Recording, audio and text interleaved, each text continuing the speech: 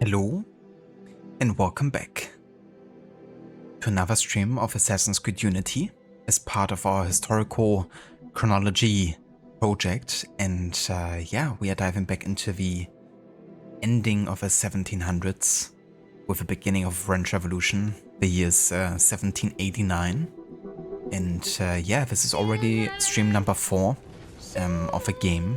We of course had 2 short parts in 1776 during the Shay crossover with AC Unity, with Unity and Rogue. And yeah, then last time we got really started with Adult Arno. Unfortunately, had quite a bit of technical issues. We actually restarted the stream 2 times, so we had 3 different parts total. But like 1 crash and 1 time, or I guess the entire stream overlays just weren't working together with Unity. And I tried it with like other games and didn't have an issue there. Like I tried Assassin's Creed Shadows, for instance, you know. Much more demanding, and yeah, no issues whatsoever between the game and the overlay. It turned out I had to, for one, disable all the overlays within Ubisoft, which is what I've done. What I forgot is that you can also do in the game capture, disable the capturing of overlays, which I didn't disable because I thought, well, if there's nothing to capture, you know, overlay wise, then yeah, I didn't think about like both of those options, I guess. But also had to make sure to lock the game at 60 FPS actually. It seems like VSync turning that on didn't actually lock the FPS to 60 like the game wants it to. So you have to like manually lock it to 60, and then OBS doesn't have any issues with it, and I can, you know, run my overlays just fine. At least so far. Hopefully it does stay that way. But yeah, it's all sorted now, and hopefully we won't have any more issues, and we can just, you know, stream the game without worrying too much about the technical side of things. But yeah, we didn't actually advance super far into the game. We're so super early into it. We just finished with sequence 2 here. Haven't started sequence 3 yet because that actually takes us to already 1791, so Arno's technically in training 2 years before he really does his first proper assassination. And yeah, we're gonna be doing a bit of side content in the meantime. We've done one Paris story? Yes. The Great Escapist in regards to the Bastille. And we've also done, I think, 2 social club missions. Yeah. But yeah, we definitely spent a lot of time just also reading and catching up on the database. Naturally, very early on into an Assassin's Creed playthrough, we're gonna have a higher density of database entries. And yeah, tonight might probably be similar in terms of like unlocking quite a bit. But I'm looking forward to kind of like refresh my memory on yeah, the French Revolution and the historical characters and events of the day. But yeah, so much to the game and the playthrough. Hello there, Schiller, welcome in, dude. Ahoy. And yeah, I'm doing quite good. Just hung out with some family and went eating some Indian food, which was absolutely delicious.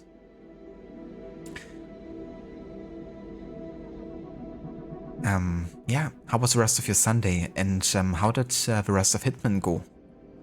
We kinda left when you were still working on the Paris level.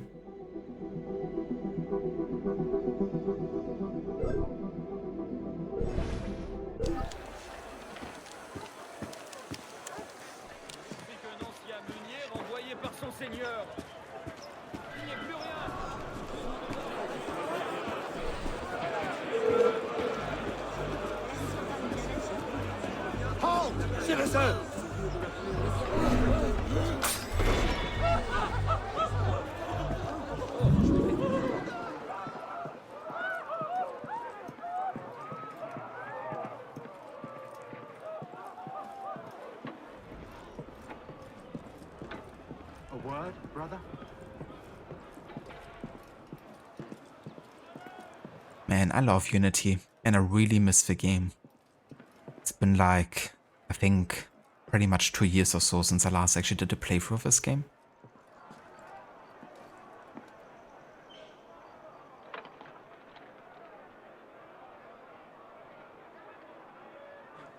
Hello there, Ryu, welcome in, dude, and good afternoon to you. Good to see you, and yeah, I hope you had a good start into the new year.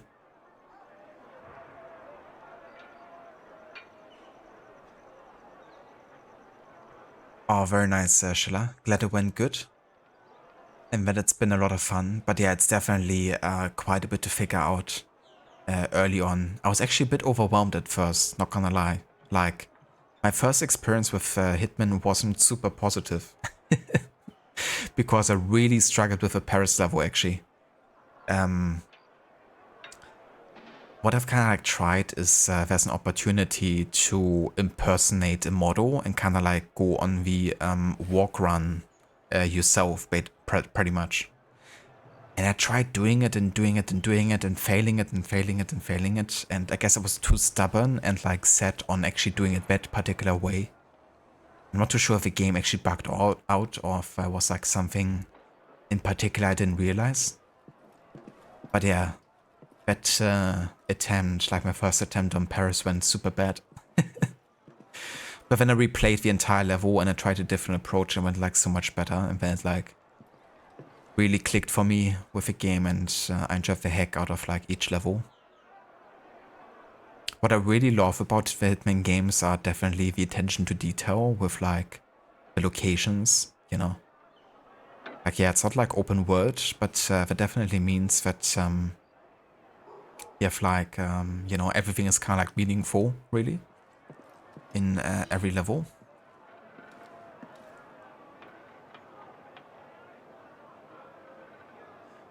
It was ridiculous how you got one of the targets there. You basically body blocked her bodyguard in the end, so you had her in a room alone just long enough to break her neck.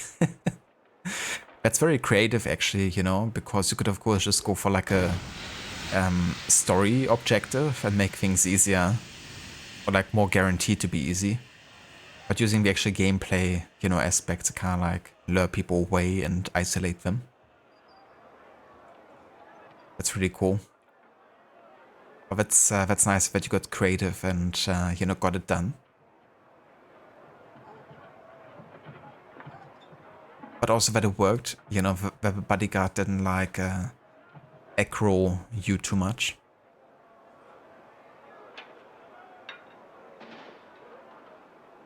But yeah, I'm looking forward to see you play more of a game in the other levels.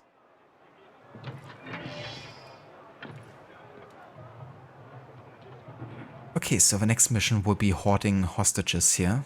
The social club mission in Ventre de Paris. And this one takes place in July of 1789.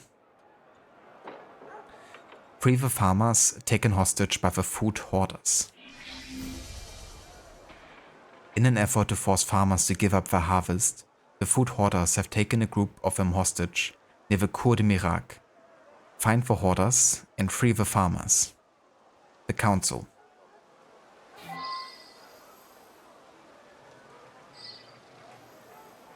Hello Vermita, welcome in dude. And how's it going? Good evening. And yeah, it's going pretty good over here. Had a good day. And gonna return tonight with some Unity. I figured out the technical issues I had with the game, so today should be much smoother, I think. At least I can use my overlays again at my chat box and all that.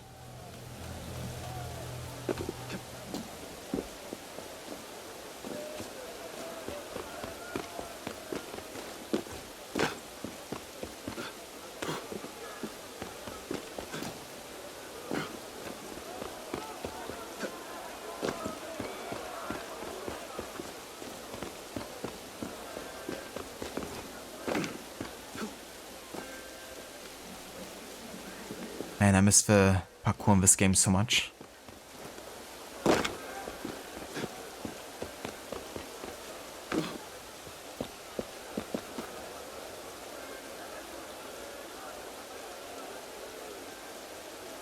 Why can't we have AC games like this again?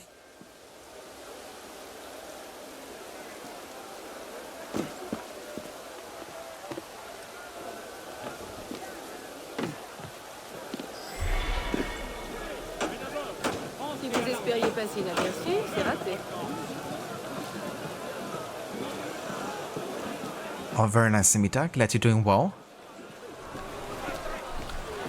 That's cool. I hope you had a good time with Elder Scrolls Online. But yeah, I definitely get that with like, you know, MMORPGs like that. They can definitely be tiring and grindy.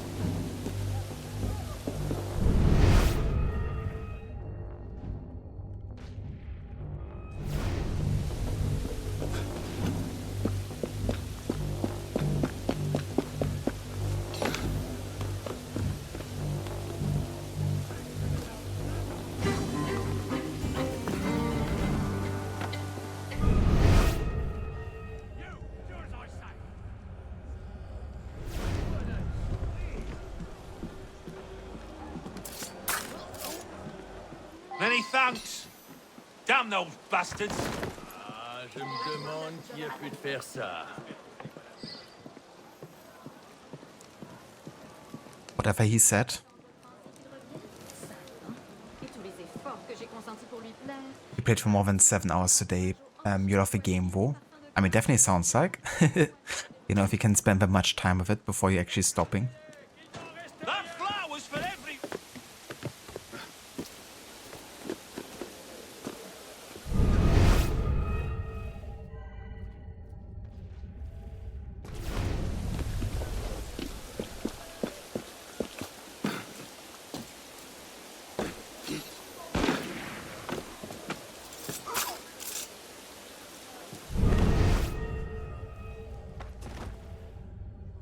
Not here, you don't.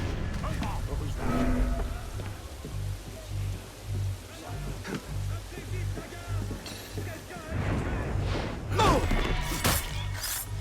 Not drinking.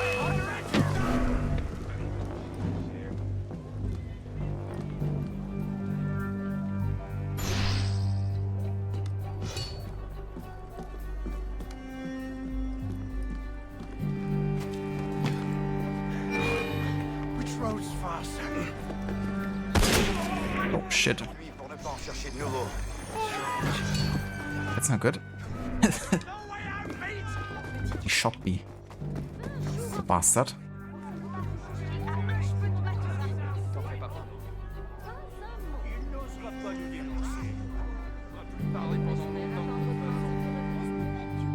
It's very long but quite enjoyable. You have nearly 320 hours. Yeah, that sounds about right for like, you know, MMORPG like that.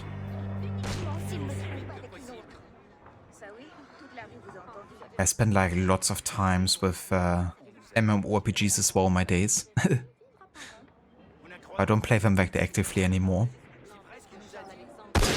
Honestly, I wouldn't mind getting back into, you know, one of them again. But, yeah, I don't know, there hasn't really been one that I've been like really wanting to try, I guess.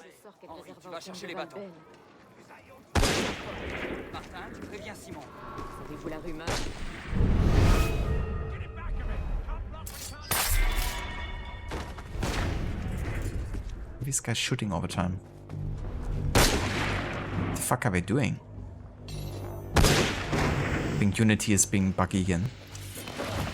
What the f... Yeah, it's like totally buggy again. Like these guys have been shooting somewhere thinking that I'm there. Still being in combat even though they weren't in combat with me, just like my former position. It's like, what the fuck?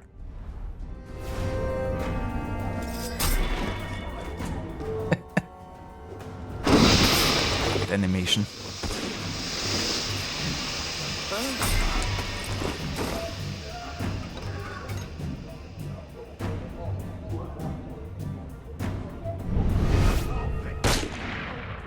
Like, look at the dude just shooting into the house for some reason.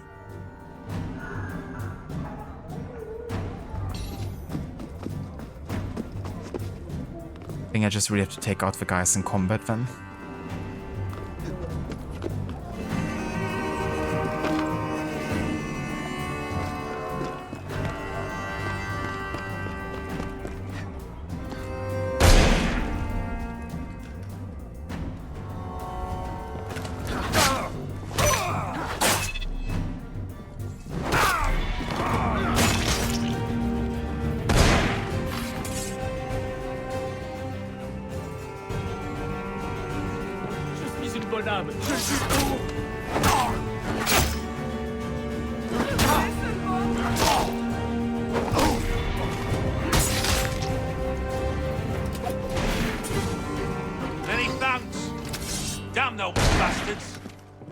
The dude is still shooting you.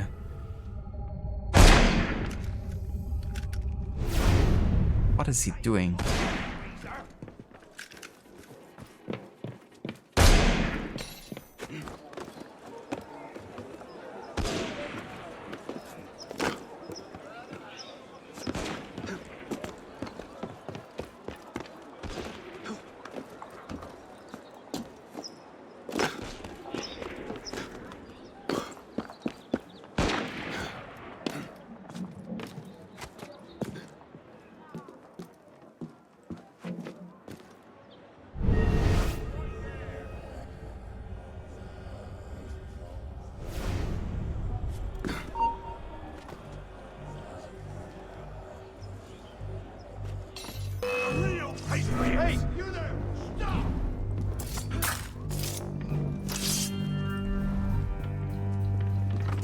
Hey! You think you shoved a long pipe up your arse? Losing his straight, not me. Bloody lungs on fire.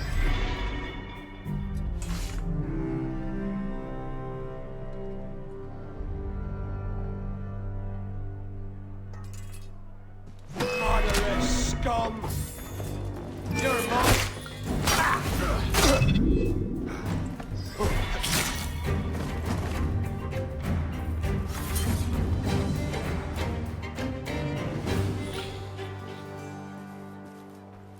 Many thanks. Damn those bastards. Damn those bastards. If Dutch told you to cut your arm off, you would, wouldn't you? Yes, I would. Because Dutch always knows the best plan.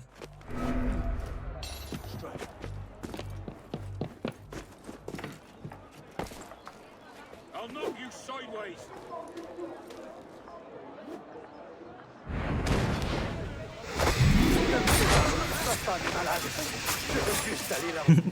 Nice timing on Witten Blade. Many thanks. Damn those bastards.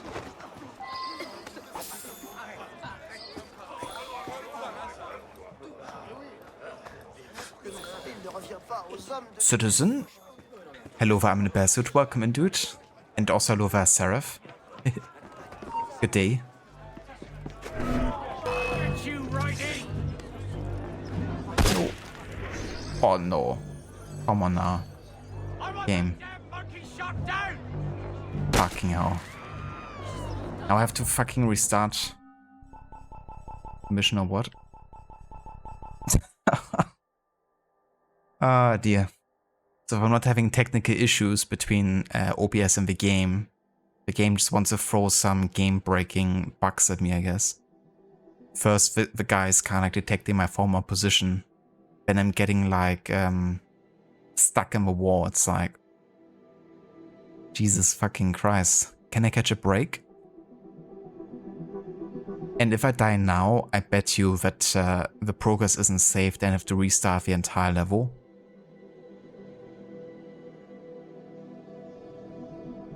Fun times. There's no feature to restart the mission either because these are tracked as like passive missions, I think. But yeah.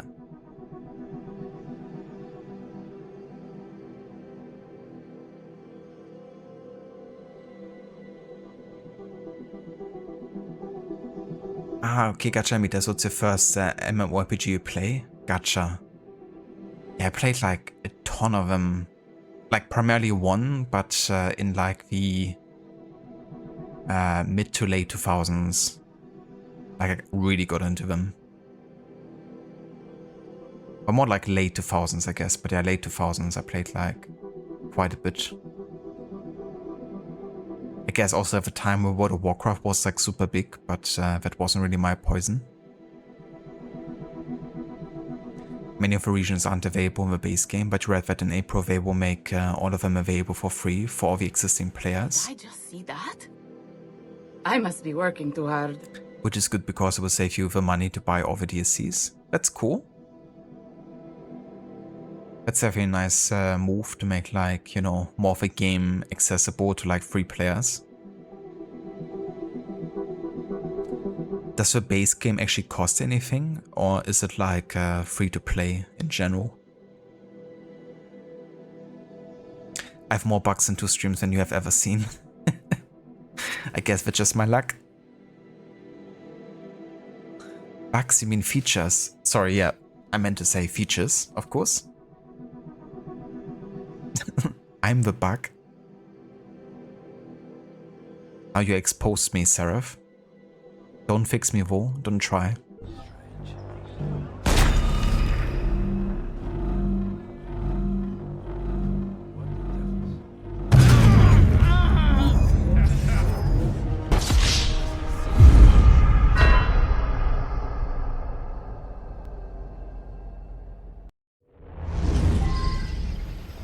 Yep. I have to redo the entire fucking level, even though I was pretty much done.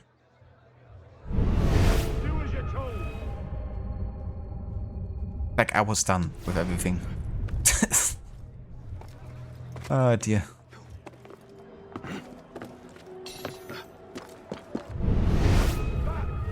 Get back, damn you!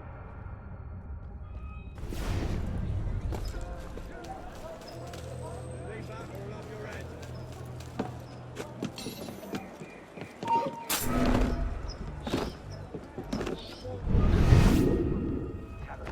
You see these people here? You want them to get hurt? We'll hurt them all right if you don't talk. Come on!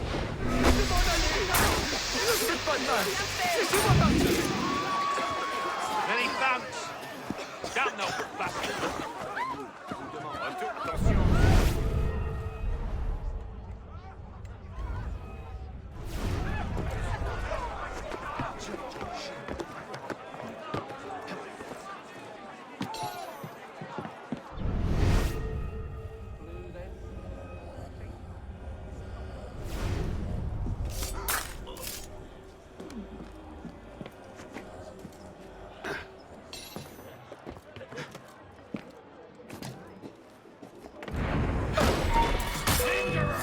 You can't escape!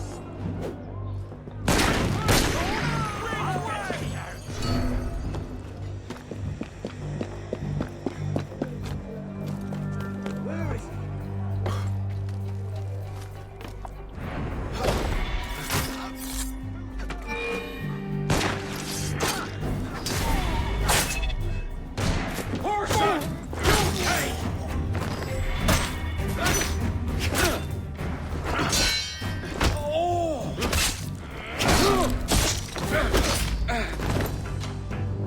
Many thanks. Damn those bastards. I'll have you dead in your tracks. Load him up and bring him down. You can't hide. This game is just slightly chaotic again. Especially with a dude again trying to shoot my ally. So this isn't a bug, this is just... Well, it is a bug, but it's kind of like a mission-specific bug that never got fixed, I reckon. Because even though I'm vanished, he's like still trying to shoot my ally. Which creates like a conflict area, I guess.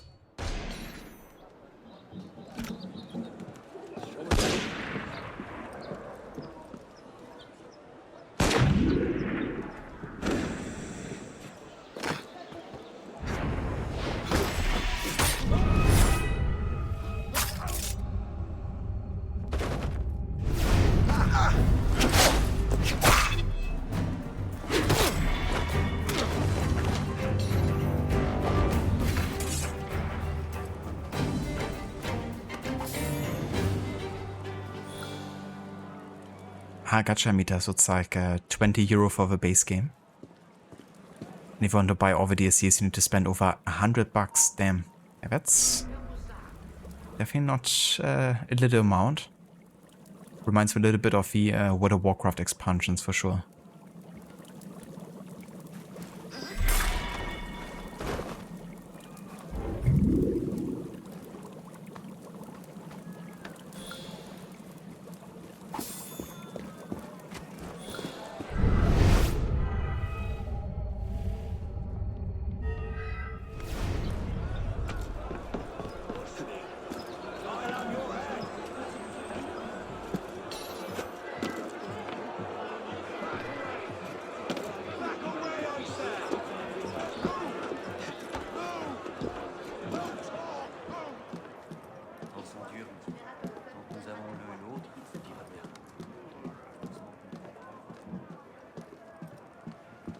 Shut up and do as you're told.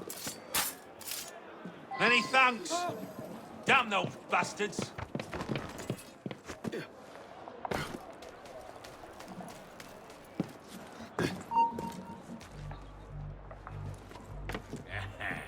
Many thanks. Damn those bastards. Est-ce un espion? Un voleur?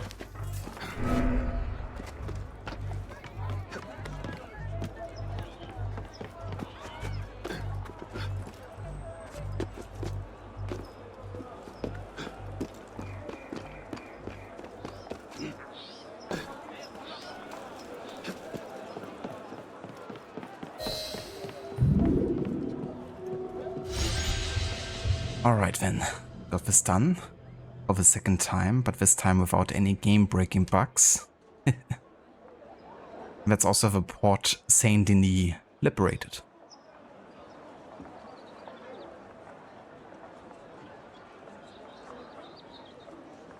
Alright, so this also finishes any mission set in July of 1789. The next missions left in the year all don't have a specific date, but are set after July. And two of them actually have more specific dates. One is the Women's March, the first co-op mission we're playing, and also the hardest co-op mission in the game. But that happens at the earliest in the game, right here. And that takes place, yeah, on the 5th of October. And then also the Paris story headlining the Guillotine will be the last mission for 89, taking place in December. So yeah. But for now, though, we have one more social club mission to do, and that is in the Eau de la Cité social club. So down here. It's right this one. The bridge Brigands.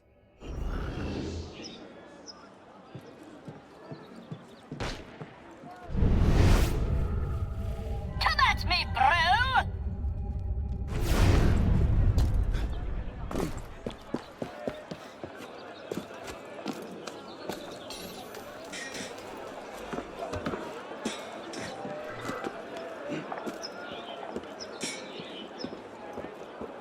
Hello there, Stardust. Welcome in.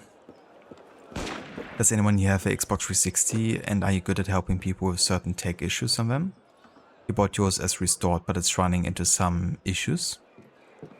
If you want to have some technical advice, then I would recommend going on like actual, like, you know, technical forums and boards where people are like specialized in those kind of issues, or just straight up Googling them, because chance that someone, you know, has the expertise, time, and willingness of guiding you through a technical issue on a Twitch chat are pretty slim.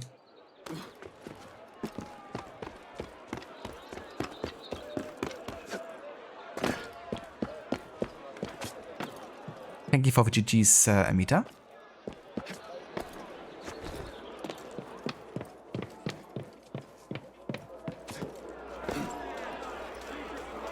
And also Lova Afro, welcome in, dude. Je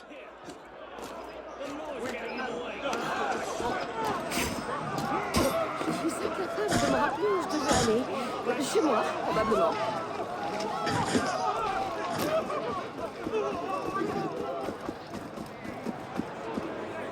Oh, who's a good doggo? The way the doggo is stretching. Il se passerait quelque chose d'important.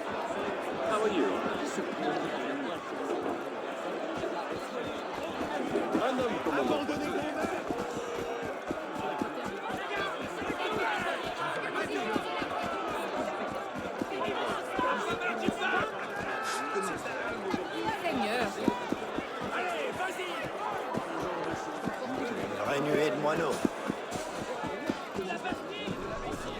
The Women's March, tough to do at this level. Lots of snipers, right? Yeah, it's like one of the hardest missions in the game, actually. To do solo. Because you have to escort 2 allies, and yeah, there's like tons of snipers and like very high level groups of guards waiting for you. So it's like usually pretty combat heavy. And I'm of course like, you know, I haven't even completed my assassin training according to the story. So it's quite interesting how they place that historically. But yeah, there'll be like the way things happened according to the game. But you would have to do it with like minimal equipment, really. But yeah, there are ways of like stealthing it, I guess. But you would really have to rely on a lot of like pistol shots and smoke bombs. Because yeah, if you're getting drawn into actual combat, then it will be quite tough fighting all of these guys that are like level 5 and some of them like elite enemies, I guess.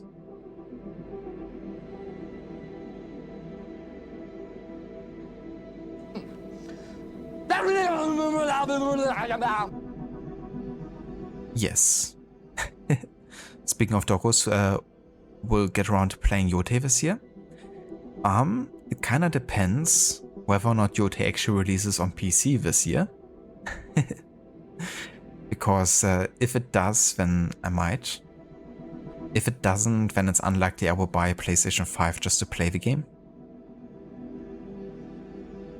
But yeah, I don't really plan with Ghost of Yote on PC before 2027 though. But who knows? Hello there, Maxi. Welcome in, dude. Good evening. Hope you had a good day and weekend. I did actually try that out with Microsoft Edge to see if my premium status was like working. And it did display that it was. So it was definitely like a browser related issue, since I'm using like primarily Firefox. However, I did activate the dev command to chat thing and it didn't send any chat messages. So not sure if I maybe set something up wrong. But also didn't have more time to kind of like test around. So I'm gonna do that later. But yeah, it definitely seems like over Microsoft Edge the integration is looking good. But yeah, how was your day and how was Tomb Raider? I was kind of like lurking on you while we were out and about today.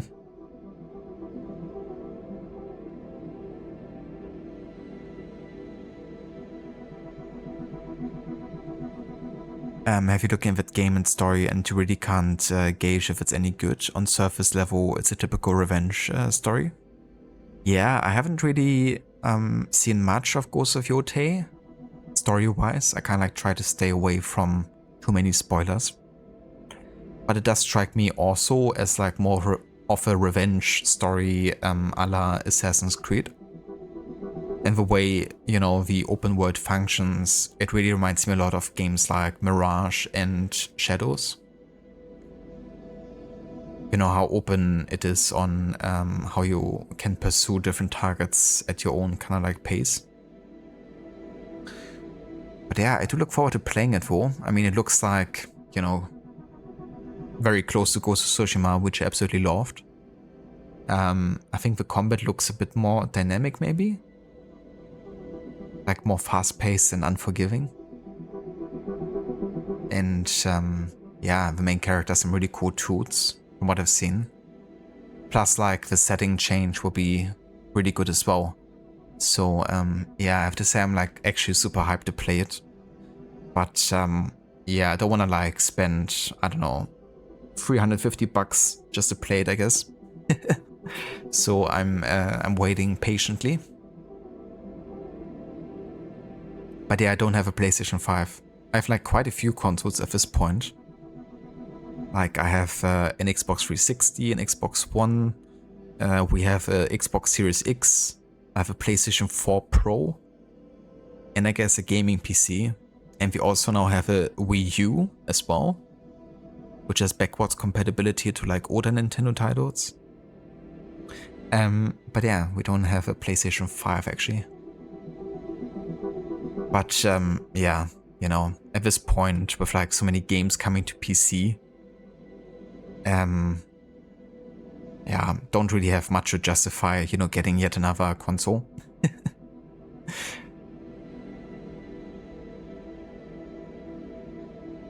But there's definitely games on the PlayStation 5 that I would love to play, and that's one of them.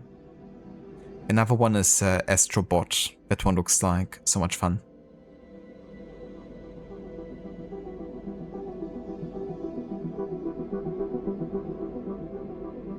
I gotcha, Afro, yeah. Yeah, gotcha. Yeah, it is, Maxi. Yeah, turns out that I disabled my overlay in Ubisoft, right? But you also had to do it in the game capture, and I forgot to do that. And I also have to lock the game at 60 FPS, like hard lock it. It's not enough to kind of like turn on VSync. Yeah, you have to like hard lock the game to 60 FPS, and then my shared overlays are working with Unity. And OBS isn't striking apparently.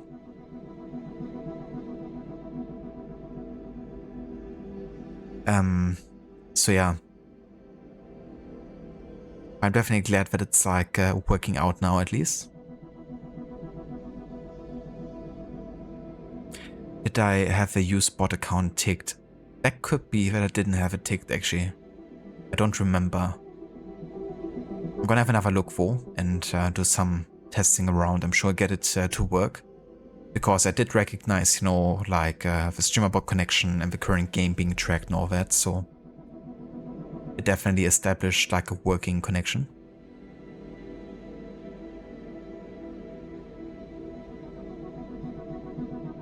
Ah yeah, right. Right, yeah, I don't actually have a bot set up. I have like everything sent through my account. I kind of thought that if I don't have a bot account, then I will like use my account for the message. But yeah, that could actually be the setting I had to kind of like review.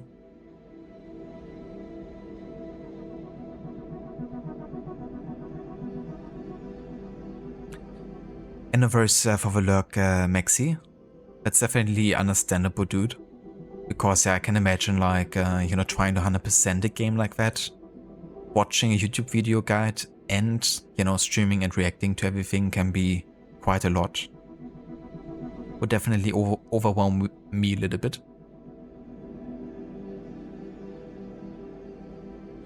But yeah, that could be good, you know, like record it to YouTube. Or like carry on the playthrough there and do it on your own time. But I definitely get not wanting to do it, you know, the entire thing on stream. So do you have like any candidates for which game to replace Tomb Raider?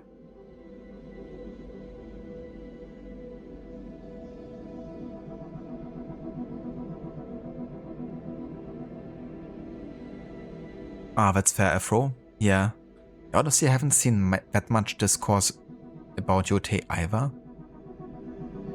I am in the subreddit though, so I've been kind of like, you know, catching up a little bit on some impressions, and to me it seemed like the consensus was that the gameplay had some really good advancements. The story wasn't as good as Tsushima for many people apparently.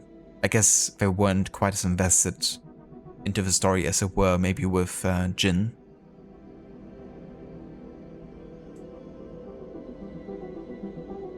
And that it's been like a lot of the same, I guess. Like, I guess it's not, you know, that much of a different game from Ghost of Tsushima. But honestly, I never expected that, and I don't mind it either. Because they had like a good, you know, base concept. So advancing on that is a logical step for me, for sure.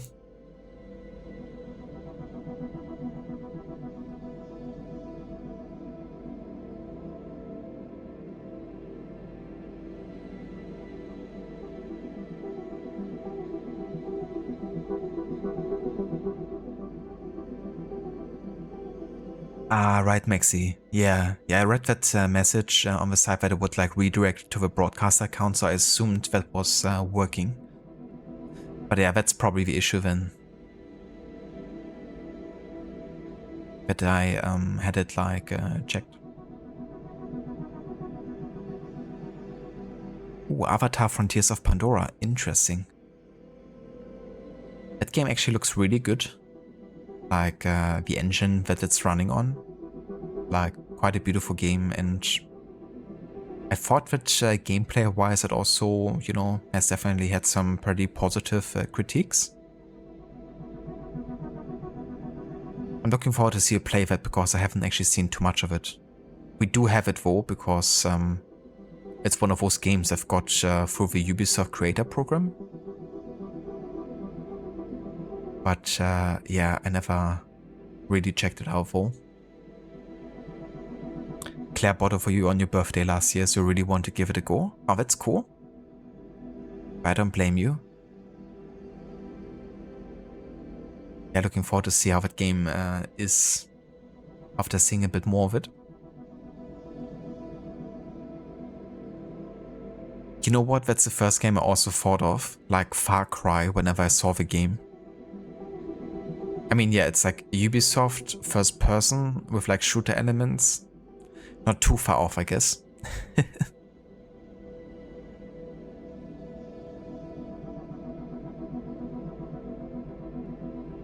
Alright, so this bridge owes its name to the goldsmiths and money changers, whose doors line the length of the bridge, effectively turning it into a gold district. Money changers played an important role at the time given the diversity of currencies and the likelihood of having clipped coins which were no longer worth their original weight. Don't make this harder than it has to be.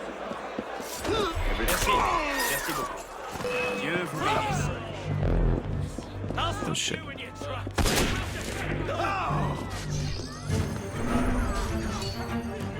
And these pistol shots are really hurting bad early on.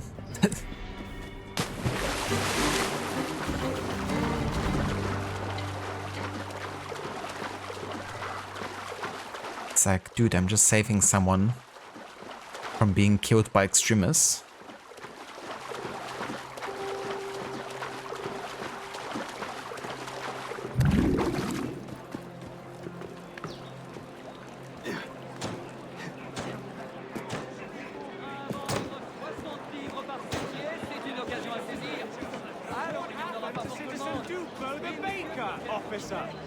You just don't understand. You're technically Use the wrong outlawed. man, soldier. Carry out the usual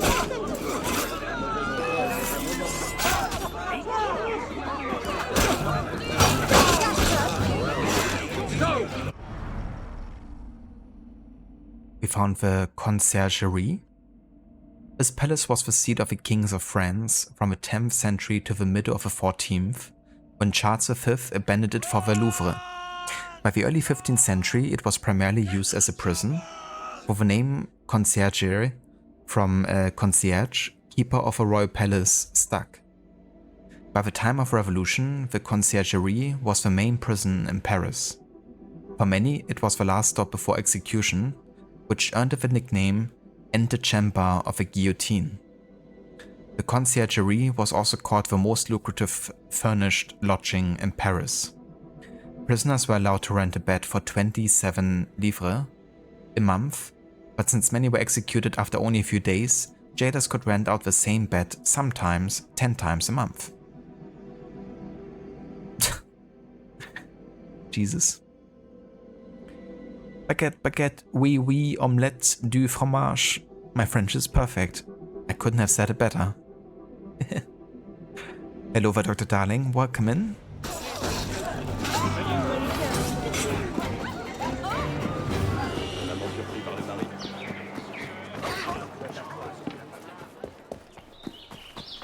Hope you had a good weekend.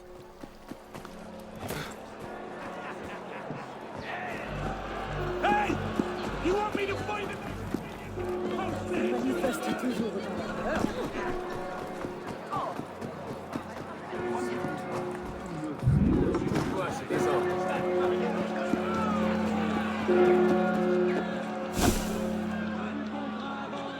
toute cette énergie.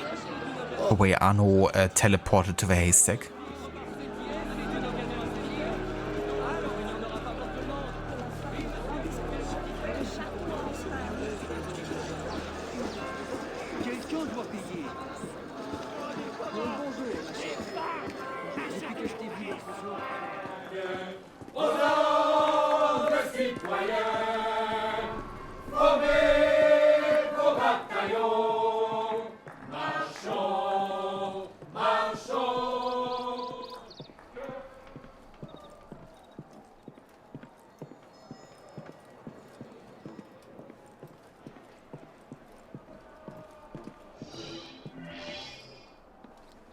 Brigands.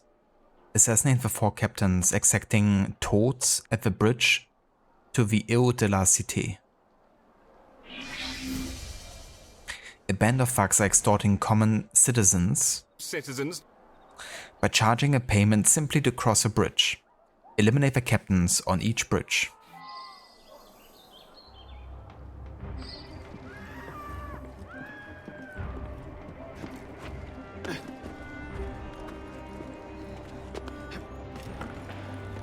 Citizen, indeed. Gotta save the citizens.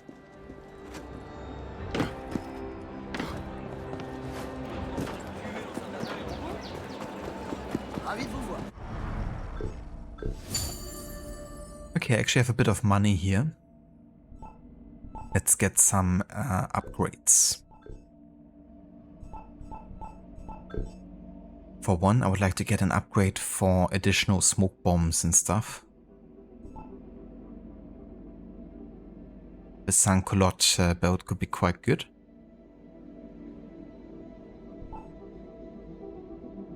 But also additional ammunition would also be quite nice. Like ideally a combination of both. Like this one. Arno's Taylor boat, giving us smoke bombs, sherry bombs, ammunition. Yes. Also have a bunch of creep points here. We can spend 1000 to upgrade this and additionally get 2 smoke bombs, 2 sherry bombs and enough ammunition.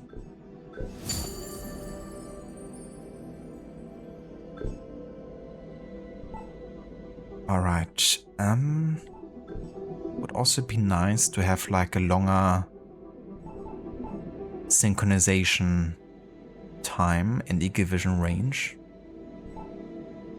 But more like range, I guess, yeah.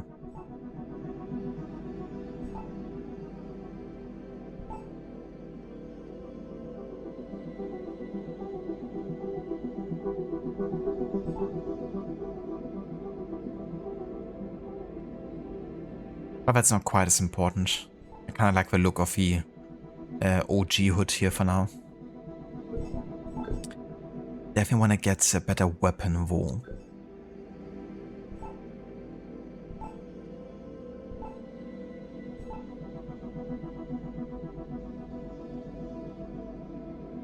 The Pappenheimer, the German sword. Flexible and sharp.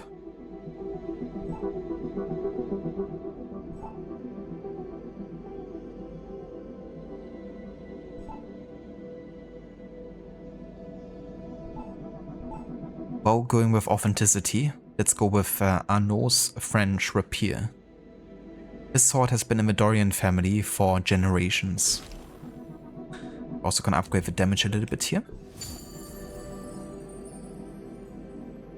The battle for the bridge, indeed. Let's hope we win.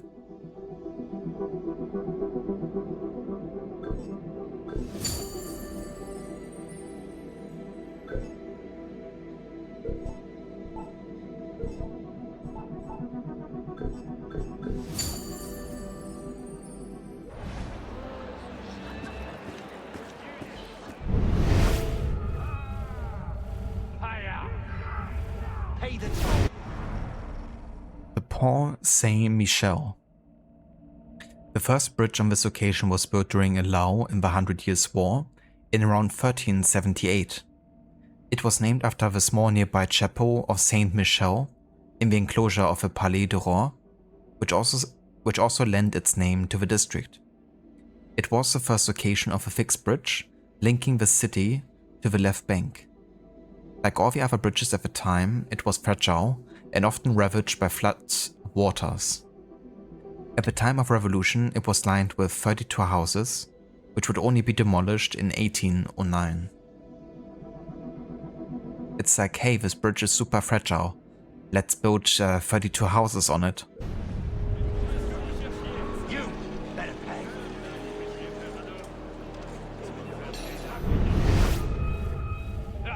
Tell people to pay in the name of the revolution, and look.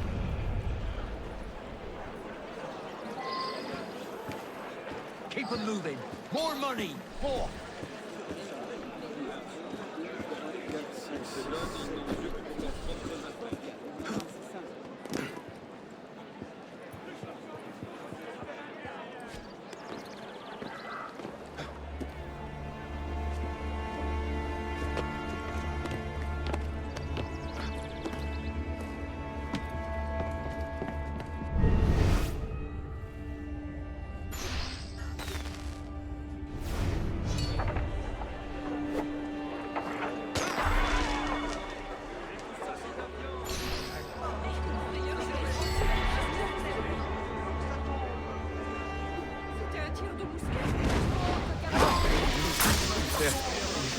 Come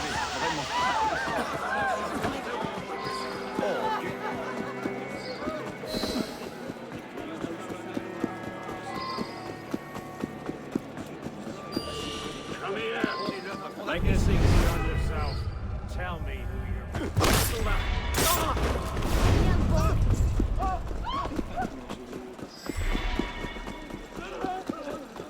Nice look of a tailored prowler hood.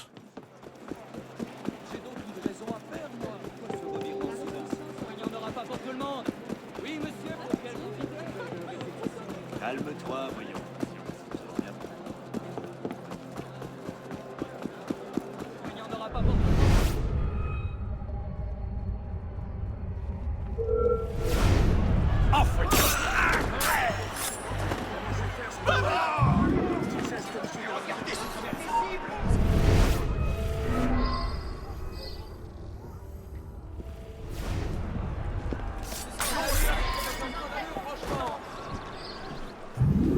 One thing I just so much love about Unity, which other games don't get to replicate quite as good, is just the social stealth opportunities, you know. There's like so many crowds, and often they're of course a bit chaotic and unorganized, but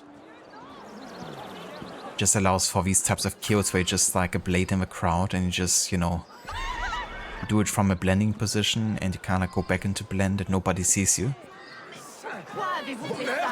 Because how's one supposed to kind of like identify out of these, you know, massive crowds who was the one to kill the person?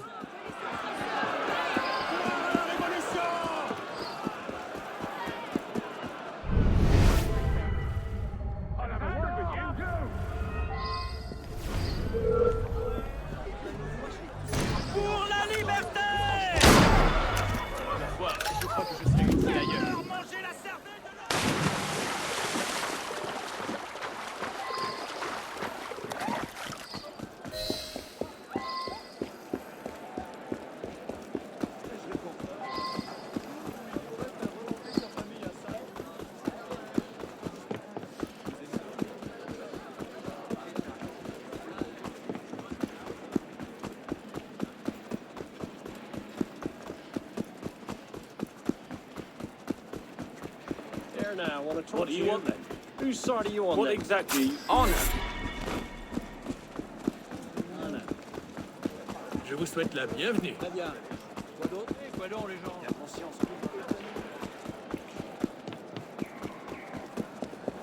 Je parie qu'il avale aussi des Ma nouvelle robe. La cocarde tricolore contre les tyrans. Hello, my friend. Where's your money? We control all the bridges. You've got no choice. Oh, no, you don't. Pay up.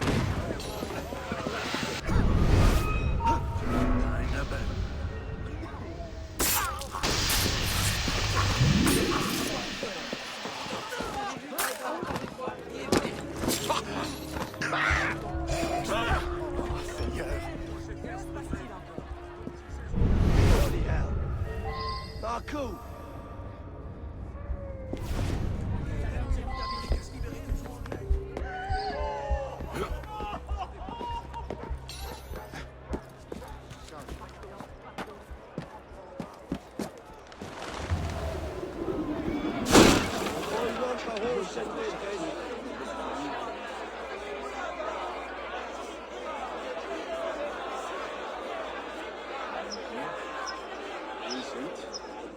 Someone must have taken offense.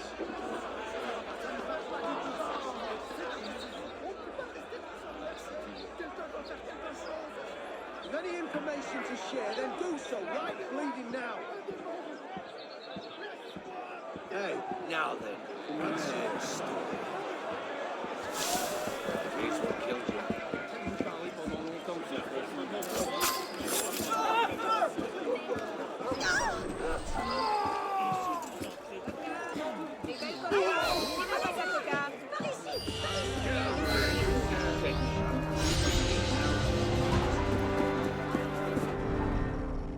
Oh, whoops. I wanted to kill these guys. Get over here, you said.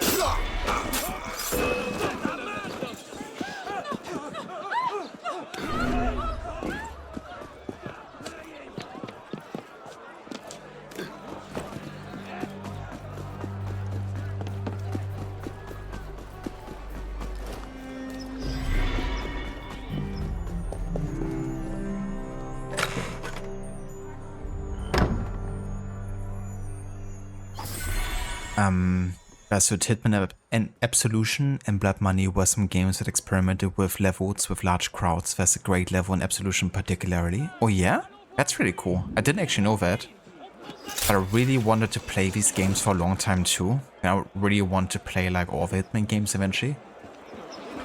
And I have to say, like, watching Schiller play Hitman 1 from 2016 today a little bit definitely brought me back into that spirit.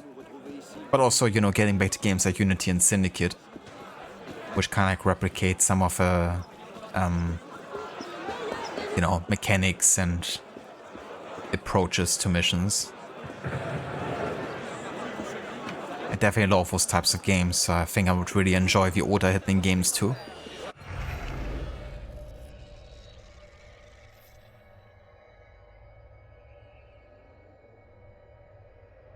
Okay, so with Brigands finished, we can return to some Paris stories actually.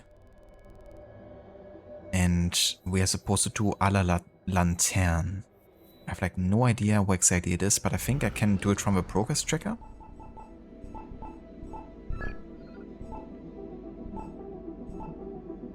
Oh yeah, there it is.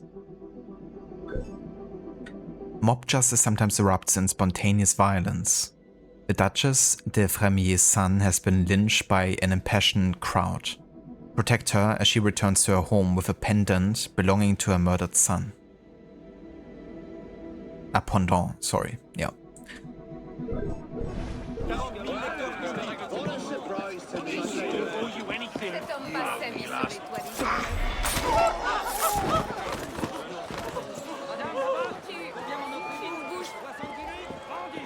Too easy.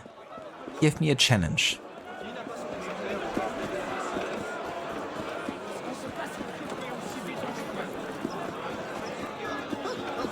Check out a video of the King of Chinatown for Absolution.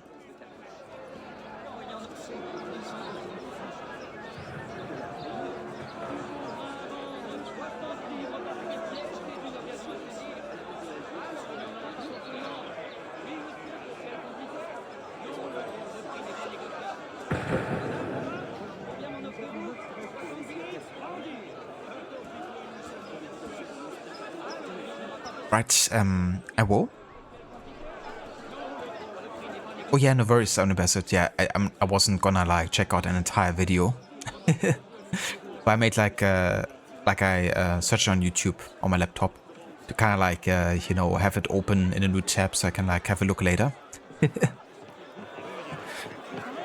Because otherwise I'm 100% forgetting all about it after the stream ends. I'm gonna have a look, and thank you for the suggestion. Because I think I definitely would really like to get into those games. In fact, I wonder if those could be games I could be including in my contemporary history run. Or more like a contemporary run, I guess. Because they're often set in like particular years, aren't they? I wonder if there's like a timeline to the Hitman games actually. They definitely reference like a lot of geopolitical events, I guess. Or that are references, I guess, to, you know, modern day events, I guess. So that could be like a nice representation, I guess, of like our time to some level.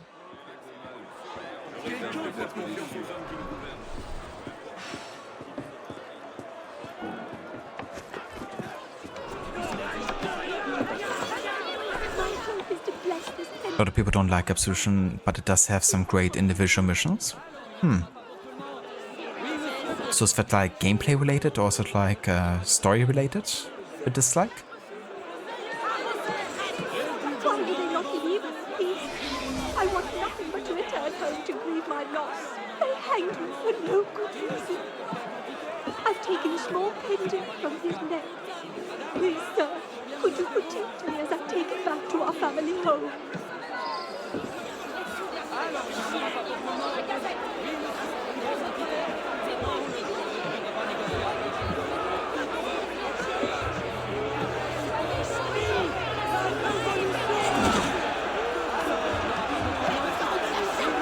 Gotta be careful here because you can very easily step into the blue area. And then the guards will aggro you. Like this. He doesn't deserve a decent burial. Talk. He's not dead enough. Chop off his head. Nothing to say to you.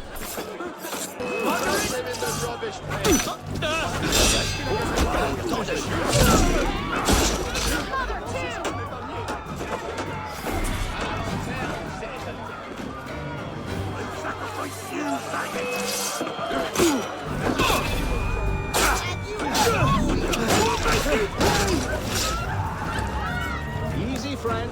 I'm no danger to you.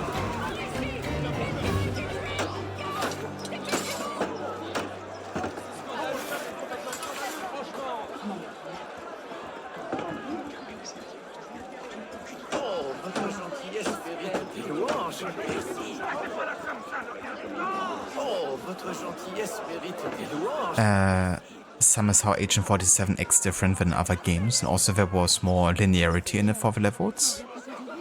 And also the disguise mechanic was frustrating compared to other entries in the series. Ah, gotcha. So a bit of a mix of both, I guess then. I mean, that's fair. You know, like the disguise mechanic I feel like was a pretty big part about Batman games that I've played. So if that isn't working properly, that could definitely create a lot of frustration.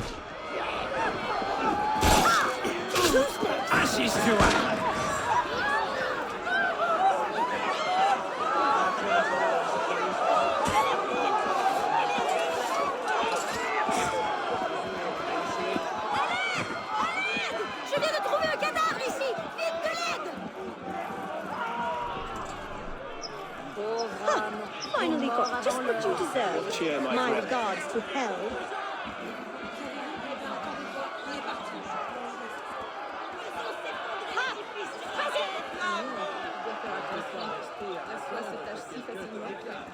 Hello there, Sadie. Welcome in. And good evening. I'm doing very well, thank you. Had a nice weekend over here. How are you doing?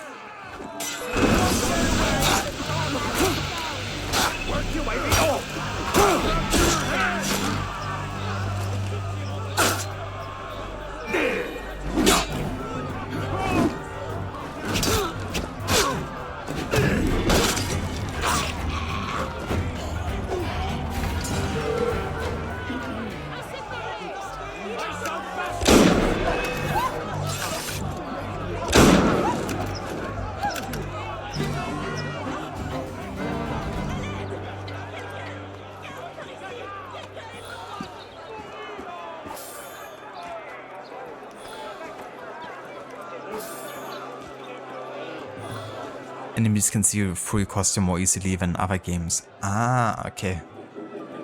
Yeah, because in the world of assassination games, it's like, if you have a right disguise, then we're not really gonna notice you at all, I guess. Unless you do like a suspicious activity.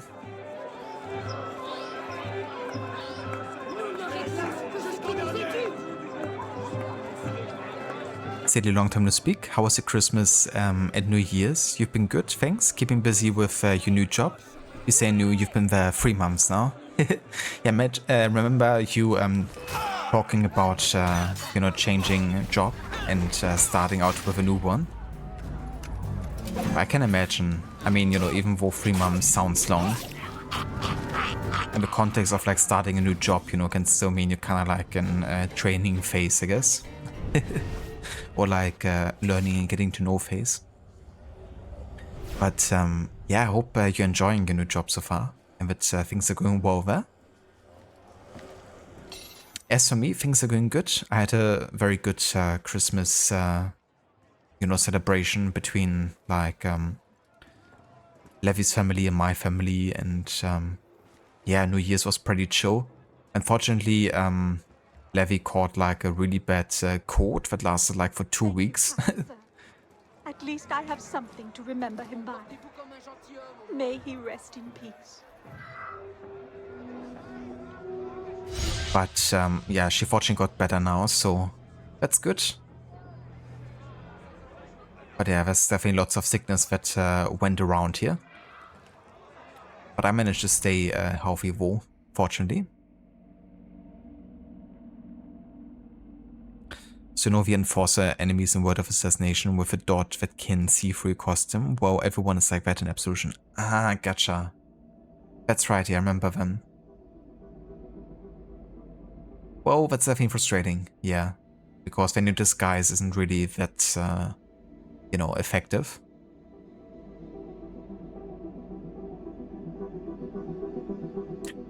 Nice, Sadie, that's great to hear. Glad you're liking it so far, the new job. But yeah, that's understandable. It can be like a lot to take in, you know, coming to a new place like that.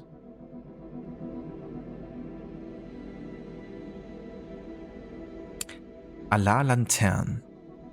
Before official authorities instituted the use of a guillotine during the revolution, the mob improvised rough justice on their own.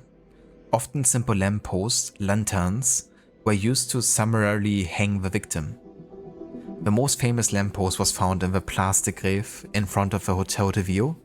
It was here in 1789 that the crowd strung up the hated Joseph-François Fouillon de Doux, who was suspected of controlling the food supply. After his execution, a la Lanterne became a famous cry and is found in the most popular song of the day, Ça ira. I think it gives us great insight into the French that one of our most popular songs is about lamppost. It was also the subject of one of Camille Desmoulins' most recognized polemics.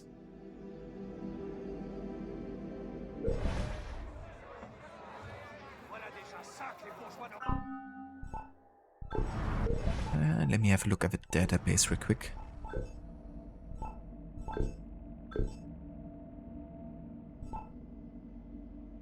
Ah, okay, that's for later. This is for when we start the Women's March, Marie Antoinette and Terroir de Méricourt. Because that's when both of those characters will be first introduced. I just started the co-op mission like once to grab one sync point so I could actually get a gun. So that's how I unlocked those, but I'm gonna get back to those when we start that co-op mission. Ah yeah, we also got the Cour des Miracles.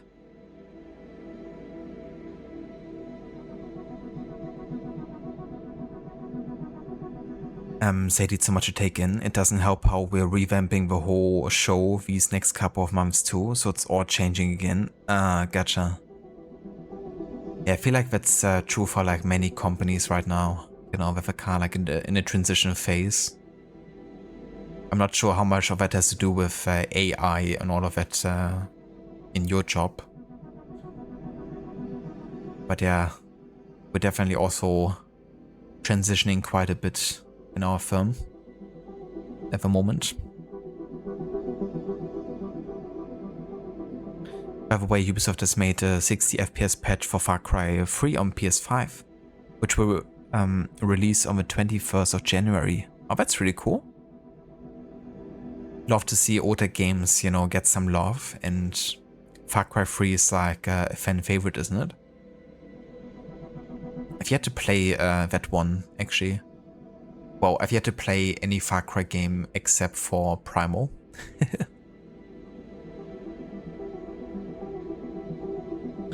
Yes, please, Mr. Crookedborough.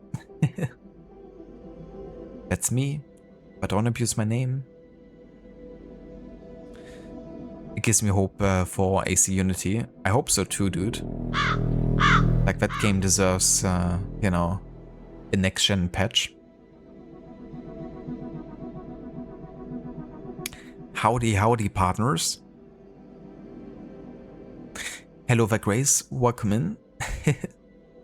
And welcome in, Raiders. Thank you so much for the raid, Grace. And how was Red Dead Redemption 2 today?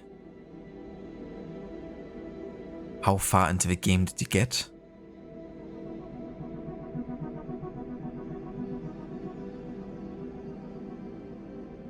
Hello there, Jay. Welcome in, dude. And good day to you. I saw you've been starting God of War Ragnarok. I was lurking on you today. But yeah, I hope it's been fun. And I hope Red Dead 2 was also good for you, Grace.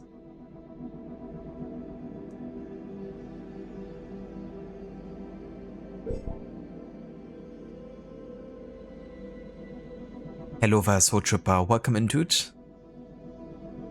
Good day. I hope you guys had a good weekend so far.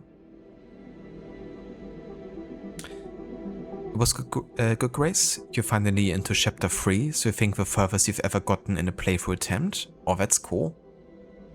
Yeah, because you've been like restarting the game a few times, right? So that's really cool that you got so far in. That, you know, you can carry on from there. But yeah, that's really good progress. Getting done with, you know, the second chapter. But yeah, that game is just so good. Like one of my absolute favorites when it comes to the storytelling and the cinematicness of it. But also just love the open world, you know, like coming across like random events. And how dynamic things can sometimes be.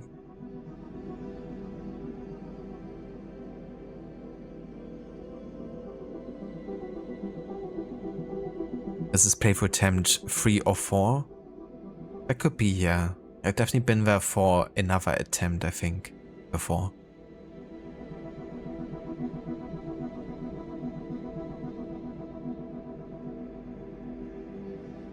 Right, so we're just catching up a little bit on the database here. This is the last entry though for now. The Cour des Miracles was one of the poorest, most dangerous slums in revolutionary Paris.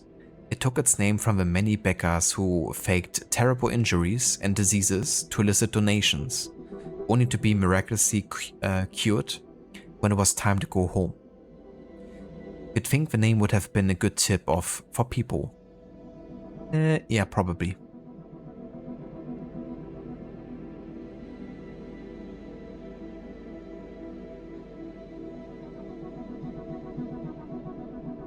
And also again, for anyone who hasn't checked out Grace's channel before, definitely recommend doing so. She's currently playing through Red Dead Redemption 2 for the first time completely ever.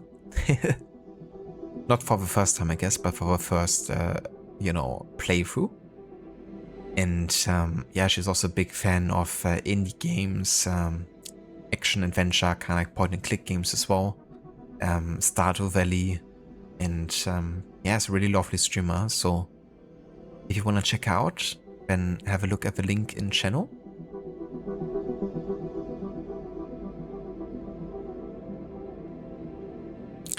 The story is amazing. There are some mechanics that bring it down a few pegs on the list, but still a very good game and a worthwhile play. That's fair, yeah. If the gameplay is definitely not, well, it's definitely putting, you know, realism and immersion at the forefront sometimes, not always in favor of like gameplay fun, but also that can sometimes, you know, fail and not work out as intended.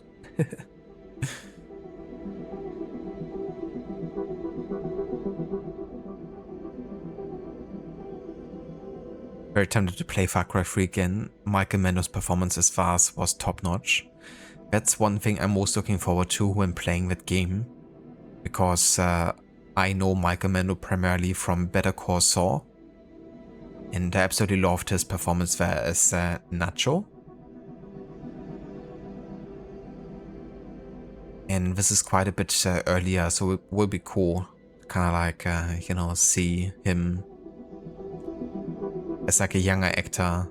And yeah, I mean, his performance, you know, was quite iconic. The definition of insanity quote, I think, you know, a lot of gamers know that one. Just based on like the memes. But also partially on, you know, like his performance. No, you don't understand, just a few coins. Yeah. That's something you would have heard a lot in the Cour des Miracles. The beggars.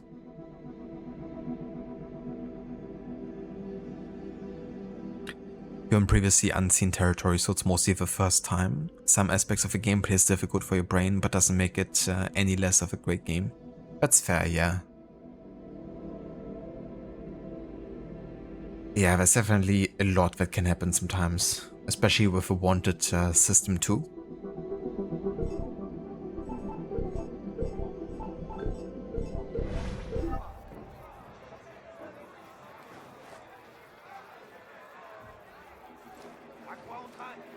Alright, next we're gonna do another Paris story here. And we're looking for Devilishly Tricky. There it is. Reports of satanic apparitions are terrifying the... Citizen! He sounded terrified, alright. It is said that throwing coins into any fountain on Eau de la Cité will summon the devil. Witnesses claim that the voice of Satan begouts the coin thrower into the shadows, never to be seen again. Investigate the fountains, summon the devil, and put an end to the absurd apparitions.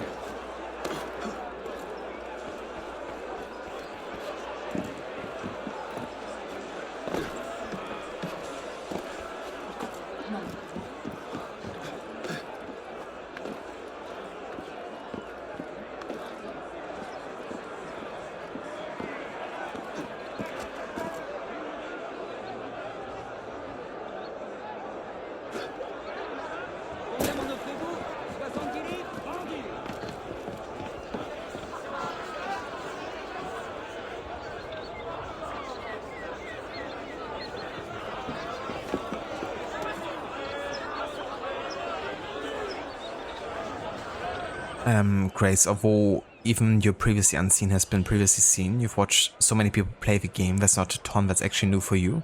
And you cast out Micah at every opportunity because you hear that, Micah, I know what you did. Unfortunately, rate and run because some friends have come into town this weekend and you need to head into the district for dinner with them tonight. No worries whatsoever, Grace, definitely understandable. And yeah, it's also fair as well, like with some games that are so iconic, it's difficult sometimes to stay away entirely from, what's been happening in the story. But as long as you can still enjoy it, that's great. And yeah, I really hope you have a good time with your friends. Hope you guys enjoyed dinner together. That you have a nice reunion. And yeah, thank you again so much for the raid as well. Hope you enjoy the rest of the weekend, and definitely catch you next time.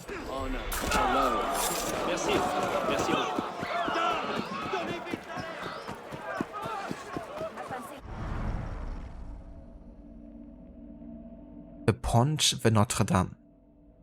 Although many times destroyed and replaced, in the early 1400s a few wooden planks served the purpose. Some form of bridge existed at this spot in Paris since nearly the founding of the city.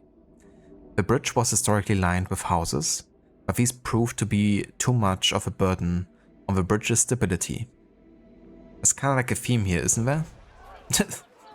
With like bridges giving in to the amount of weight that they have to carry with the houses. Where the tree of liberty, dog? Les habitants de cette ville sont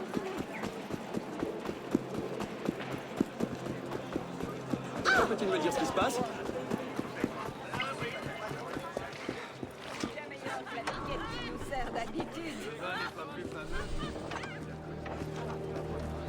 I will, Grace. Gonna get those extra doggo butt scratches, of course. I'm gonna send some greetings to Levy.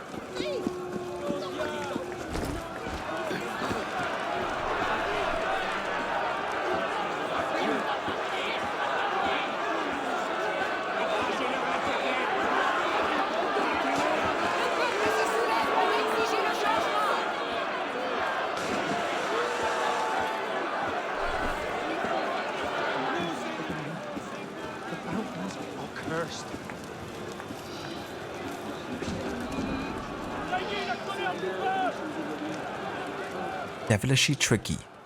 Investigate reports of satanic apparitions and put an end to them. There are 3 such rules. If you drink the water, the devil comes to you and lures you away with promises. One of the fountains is right there.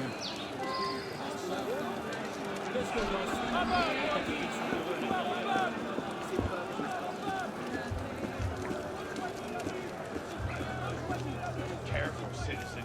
These fountains are dangerous. This is unholy ground. I say a Hail Mary whenever I pass a fountain. It's just common sense. Some odd goings on around here, my friend. It's just common sense. Man isn't going to drink from the fountain, is he? Though I walk through the valley of the shadow of death. This is where it happened last time. Whatever you do, don't drink from that fountain. Devil lurks near that drinking water. The sound of gulping water delights Satan. Take a sip from that fountain at your peril. Drink from the fountain is to drink to the devil. These guys have a lot to say about the well. Really warning us here. But I like how she said that it's common sense to just say Hail Mary when you walk past the fountain.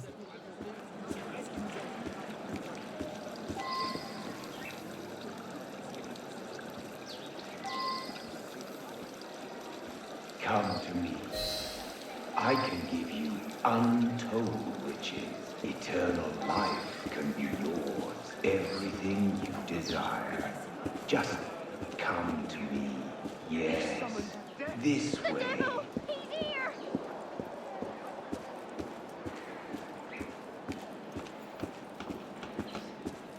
Come to me. I can give you untold riches.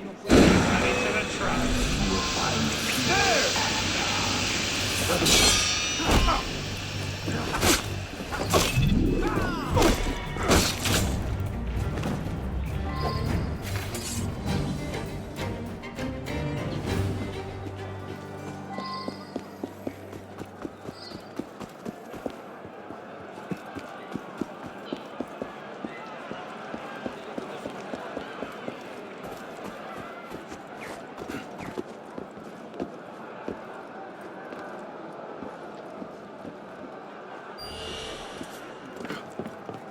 I said I want all the money you've got. Pay up! You are! Get out of here right now! I see how it is.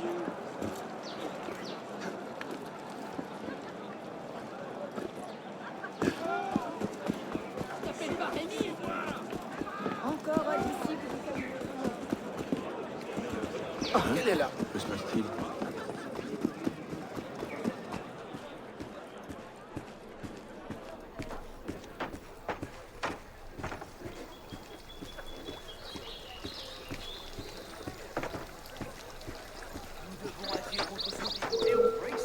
Carrying on like that. You there!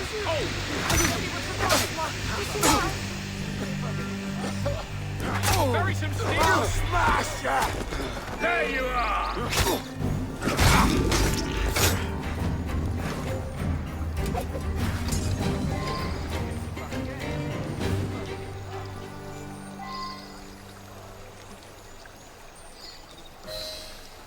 Come to me. I can give you untold riches. Eternal life can be yours. Everything you desire. Just come to me. Yes. This way.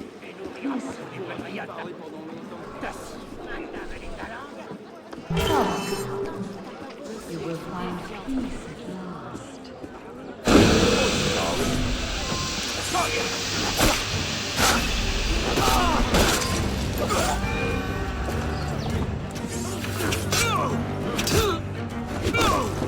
Rip your heart out!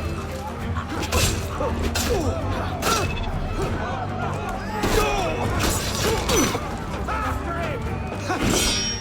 Go!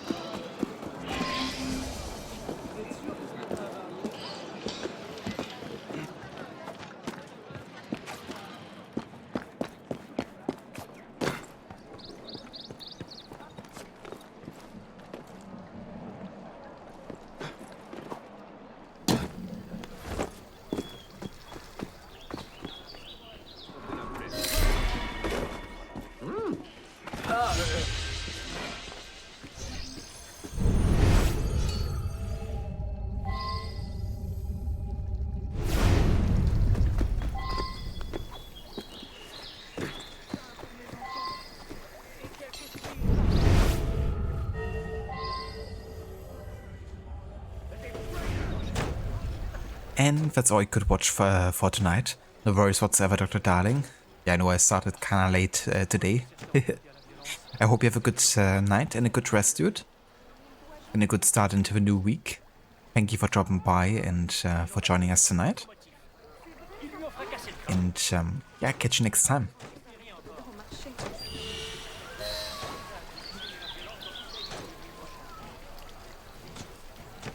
Come to me.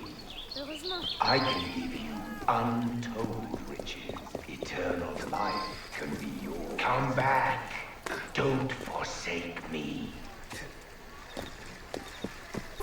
Yes, this way. Come. You will find peace at last. Got you!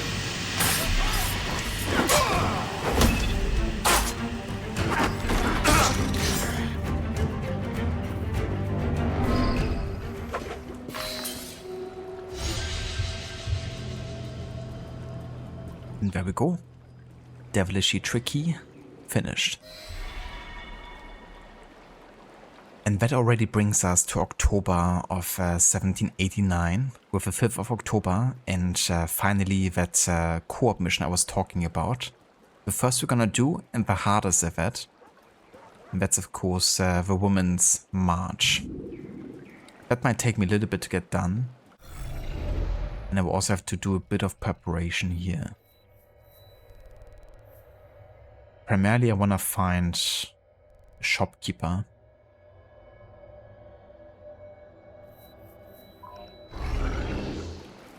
And kind of like restock on my ammunition and stuff. Need quite a few smoke bombs here for this one.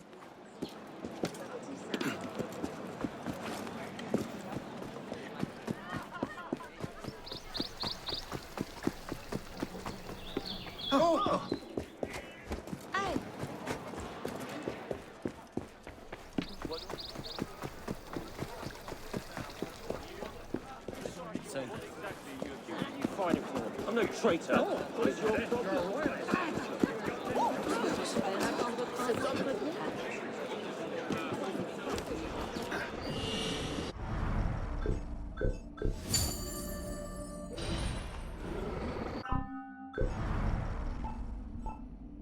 Okay, so I have this kind of like a visual bug that's happening whenever you get into certain gameplay context, and that's based on the Devilishly Tricky mission. I could create like more visual bugs here, so I'm kind of like... Yes, science! Inclined on restarting the game here, because that way we don't get graphical glitches as part of that mission. Because it does change kind of like the way things look, right? To kind of create that hallucination effect, but it's like a common bug that happens every time. That it will kind of like glitch out the visuals of other contexts, like, you know, doing like a finisher, for instance. But yeah, let's restart the game real quick.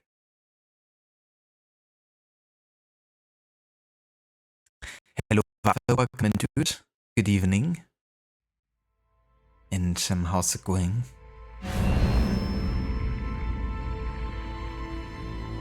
Graphical glitches. Ah, yeah, science. Science, bitch. Yeah, it's going pretty good, Ave. Thank you for asking. I finally managed to fix my technical issues I was having between Unity and OBS. So I can actually run the game without any issues and have overlays enabled.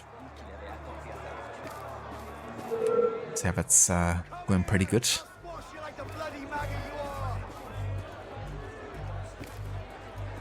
Doing good? You mean all things considered, you can talk? You do sound like Darth Vader, though. Yeah, I know exactly what you mean. I think it's really like one of those sicknesses that's going around everywhere. Like on Christmas when I was talking to my brother-in-law, he was sounding like Darth Vader too at that point. And he's the one who kind of contracted it to Levi, and then Levi was sounding like female Darth Vader for a little while. But I hope you've, sound a few much better soon. And hopefully you don't have to cough too much.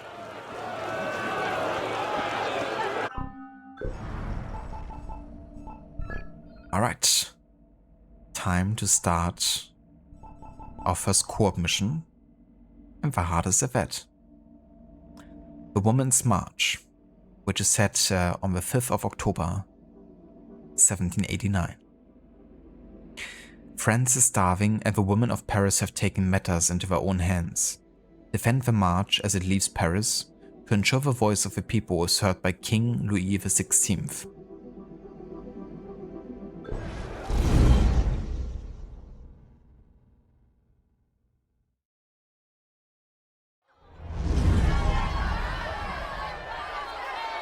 $1789. Paris is starving, and the price of bread just tripled.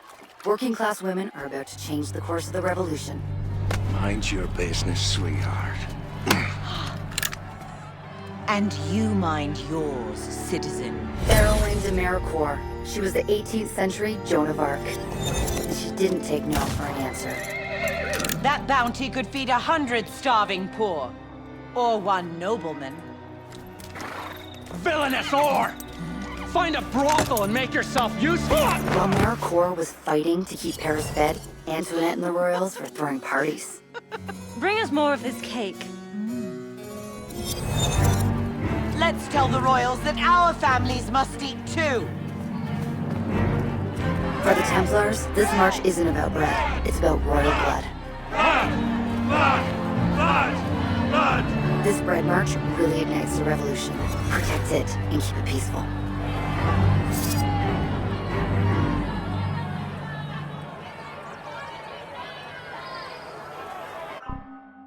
Okay, and also time to read up on Marie Antoinette and Méricourt.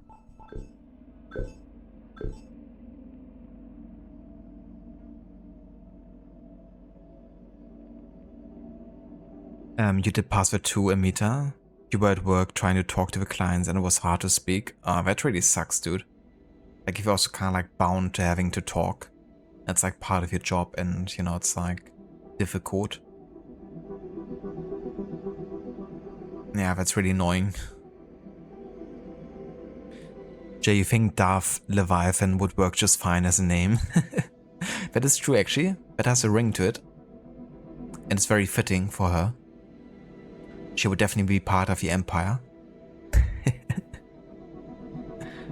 Don't tell her I said that. Now that's as if you wouldn't want her face. I know, right? It sounds like a... yeah, like a... kind of like an Empire monster that you have to fight.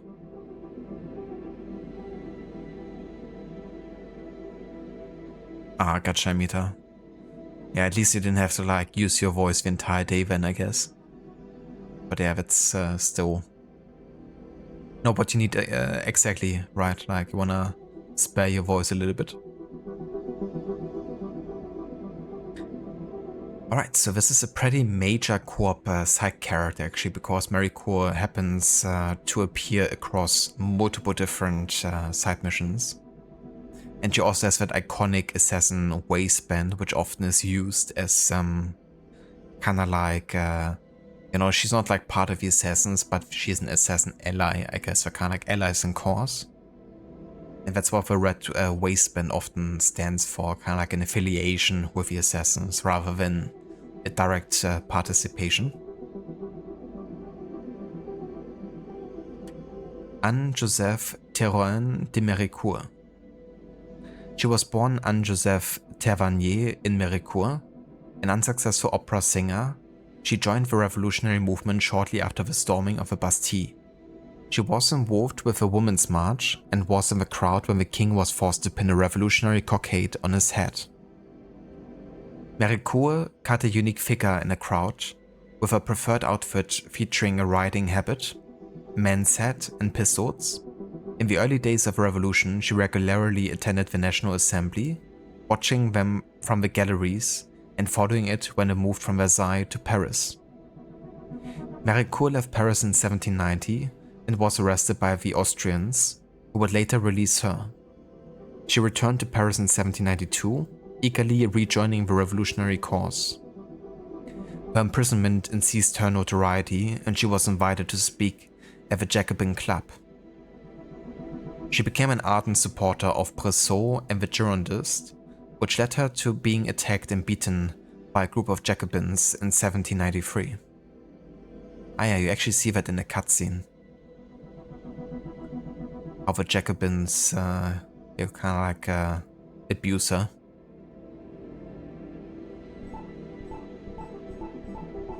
One of the later co-op missions. Marie Antoinette, born 55 and died in 1793, was by many accounts the most hated woman in the kingdom. Pretty, frivolous, mocking, she more than made up for her matrimonial boredom with parties and lavish spending. She's rushing towards her ruin, predicted her mother, Empress Maria Theresa. In fact, it was the War of America that would ruin France's finances, not her frivolity. To be fair, it would take quite some party to ruin France's finances all on its own. There would have to be a hell of a bar tab. Mind you, it is France. It is Sean. I guess the wine tab was quite high. And the cheese tab. In the spring of 1789, she encouraged the king towards a faltering and contradictory policy, believing that only foreign intervention would be the salvation of the crown. In fact, it would be its loss. She refused the support of Lafayette and Mirabeau, pressed on with a plan for a royal escape, which resulted in the capture of the entire royal family at Varennes.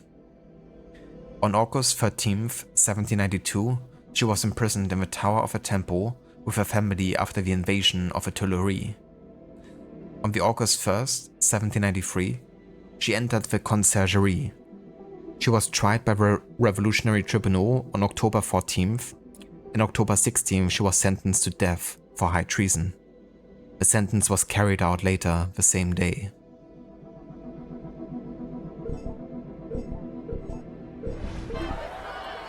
Okay, initiates. Keep Maricore and our Amazon alive. Powerful people don't want this march to happen. We must march to Versailles!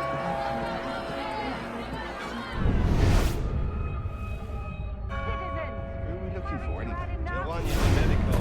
Told you 100 times.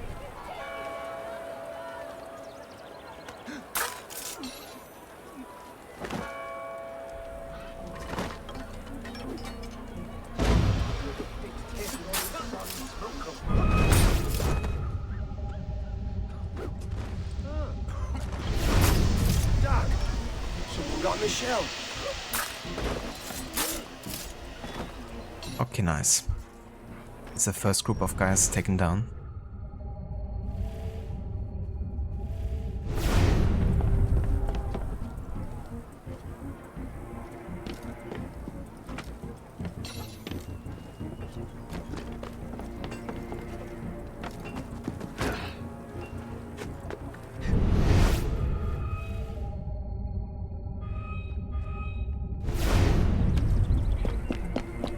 Heads up, initiates. Check the roof for snipers.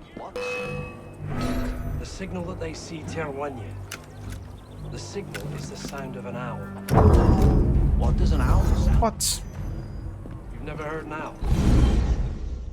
The game only gave me like one warning, didn't it? That it was too far away from allies. So the thing is, I don't even want them to get into combat here, so I'm trying to kind of like scout ahead. And our Amazon alive. Powerful people don't want this march to happen. But yeah, I gotta make sure not to be too far ahead.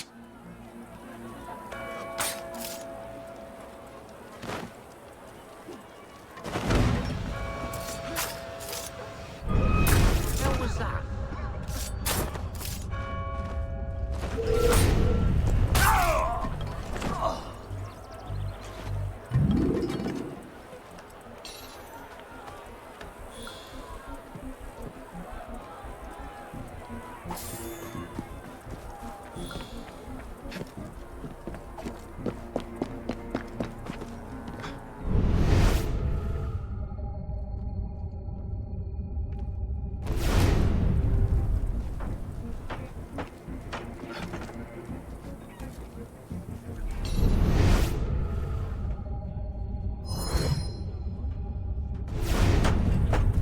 yeah, game.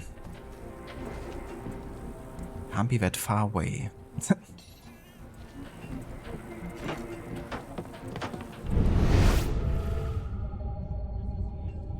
Jesus Christ, game.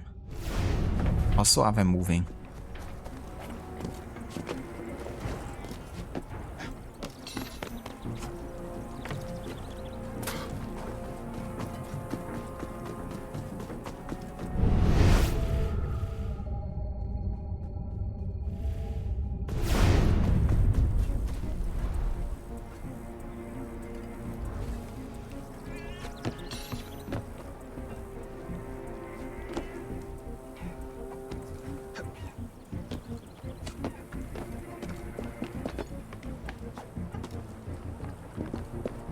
Heads up, initiates. Check the roof for snipers. The signal that they see tell one you. The signal is the sound of an What the fuck? How did he not die from that shot? I guess he's like so high level that not even a regular shot kills the sniper. Usually they die from like a single shot to the chest. Okay, initiates. Keep Maricore and our Amazon alive. Powerful people don't But yeah, this is gonna be tough, considering how high level everyone is. We're like still like very basic in equipment. Who are we looking for anyway? One, you're the medical. I've told you 100 times.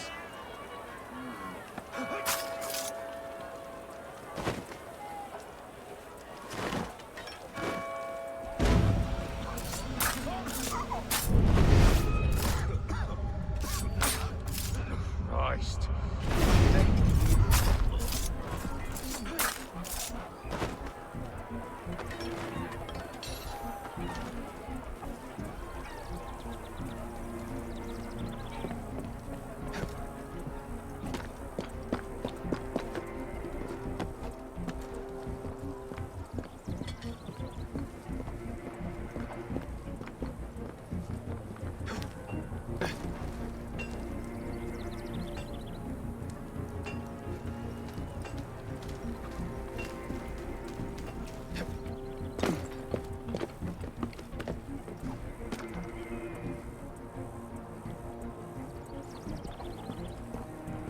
Heads up, initiates. Check the roof for snipers. What signal? The signal that they see tell one you.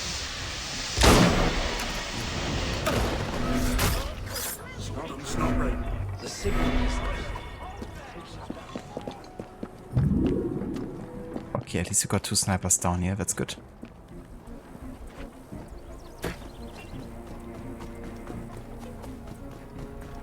Who are we looking for anyway?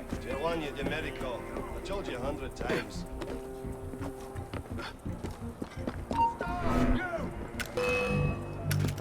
Hey, you! the sound of an owl. Got it! Never heard that. They start shooting when they see Tawana. They better start shooting. I'll just keep an ear out for gunshot.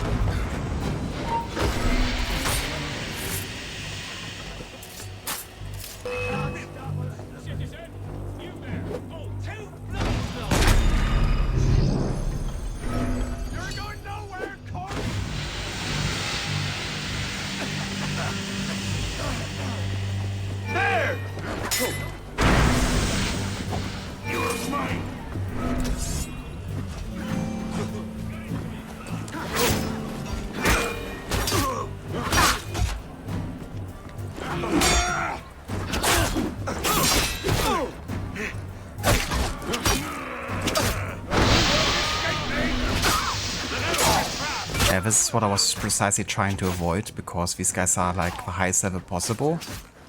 Elite enemies, super tanky, they will one-shot me, almost one-shot me.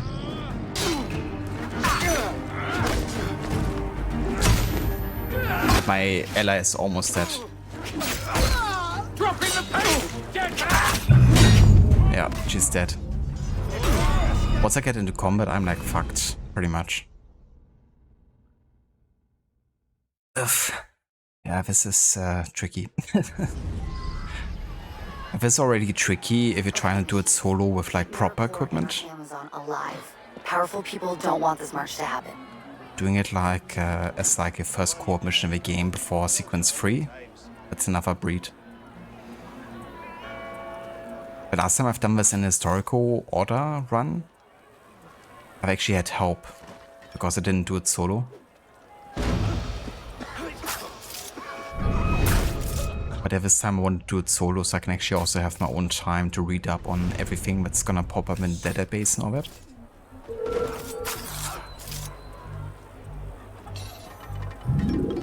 So I really want to do this by myself, but it's gonna be tricky. Especially when these guys are so slow and I have to wait for them to come catch up and only then I can advance.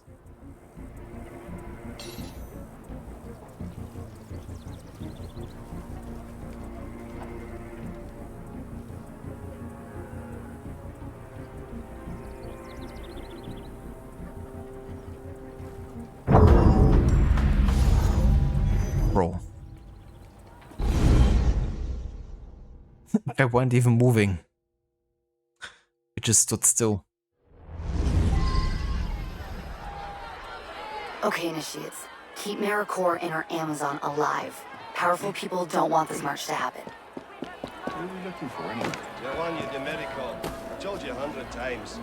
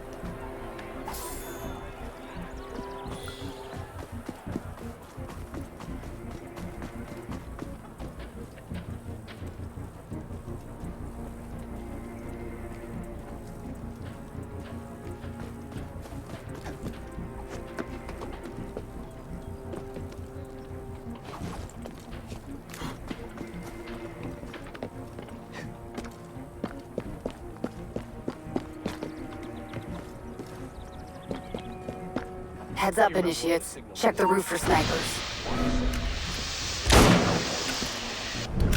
Bloody fire!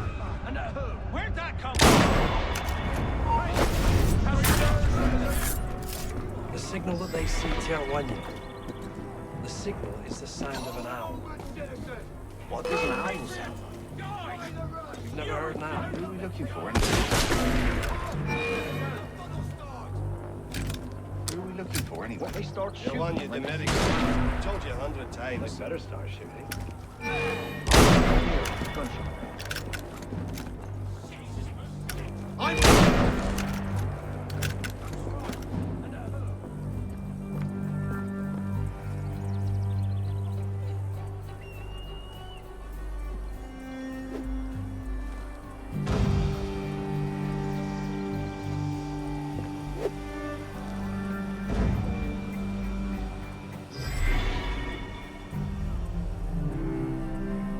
I mean, that works.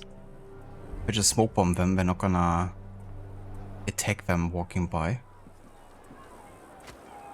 Hey,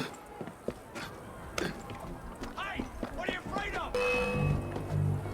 It's fair everywhere.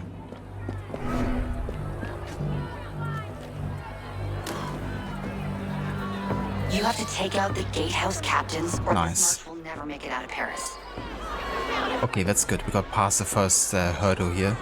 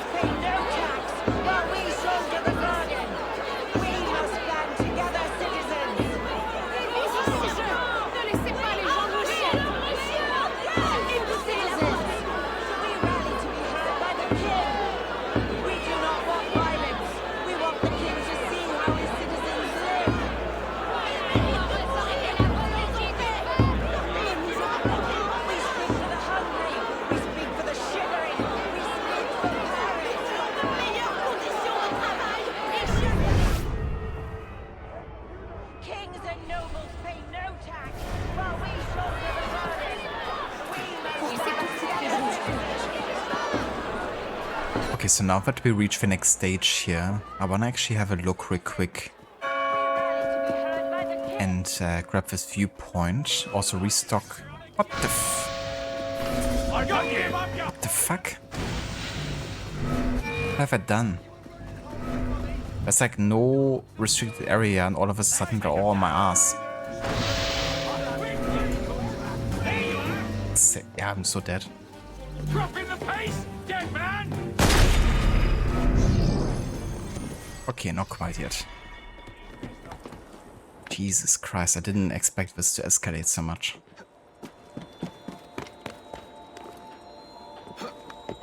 I guess we're just hardwired to get you.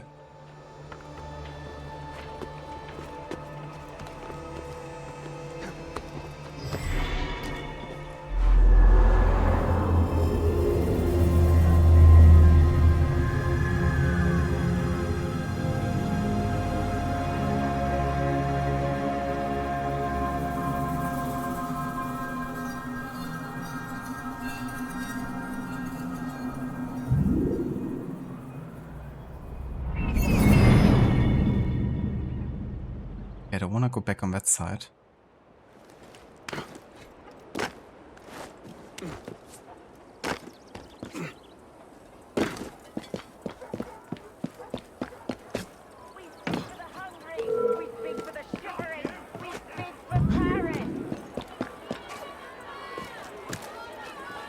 I do want to get some ammunition back though.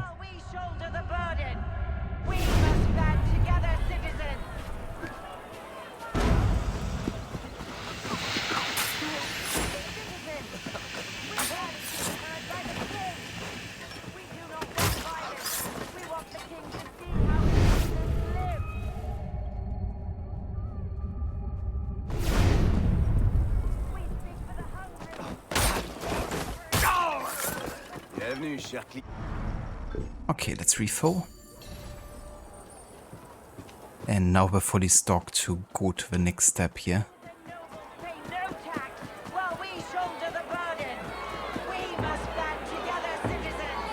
Amita gotta go now. A 10-hour shift awaits tomorrow. Thanks for the stream and have a good one. Catch you next time. No worries whatsoever, Amita. Definitely understandable. I hope that you know, you have a good work day tomorrow and a good rest ahead of it. And let me also give you a shout out.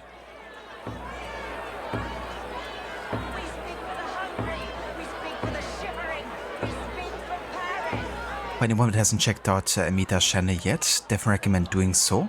He's been last seen playing some Elder Scrolls Online, but he's also a big fan of games like The Witcher 3, which is one of his favorites.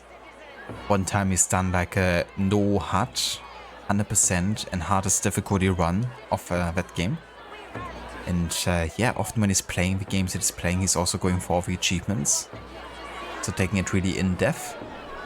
So yeah, if you want to have a look, then there's a link in chat. And that's no worries for the shout out either, Amita. I hope you have a good night, dude. And yeah, I hope that shift tomorrow goes well for you.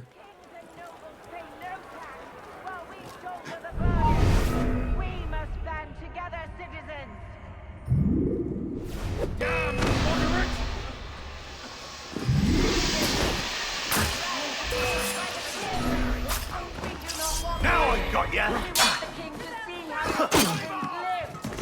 Big old kneecap you to start! There!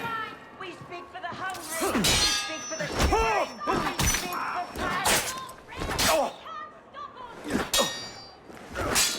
They can't the noble take no tax, while we shoulder the burden. We must stand together, citizens!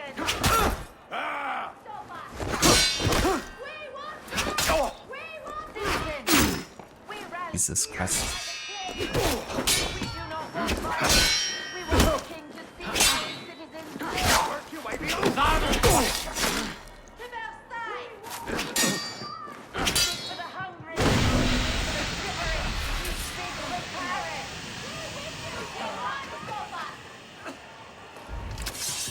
Wait. Kings and nobles Now I can't even cover kill. One down, two to go, initiate. Okay. Oof. For how much I love the game, it can definitely be quite rough at times. Definitely not denying that.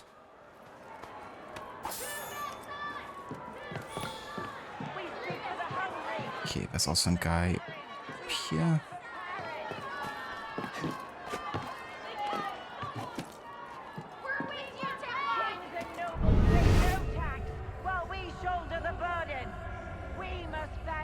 Actually, let's go from the outside here.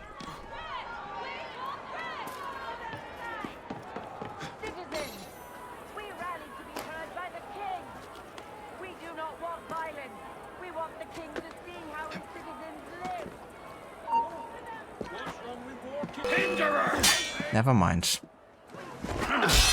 Arno decided to auto walk up. Come back here and fight!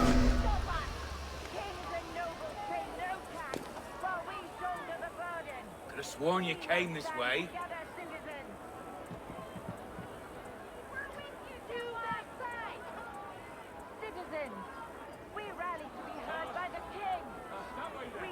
Can't see me through the window, huh? That's too bad.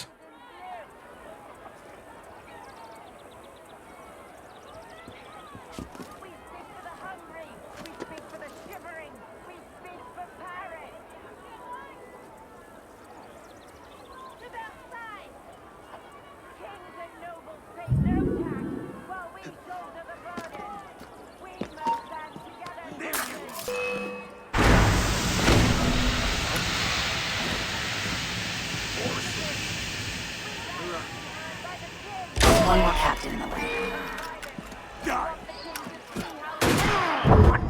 Dang hell. Fucking snipers. You're like a guaranteed one-hit with these fuckers. About the gatehouse captains, or this march will never make it out of Paris.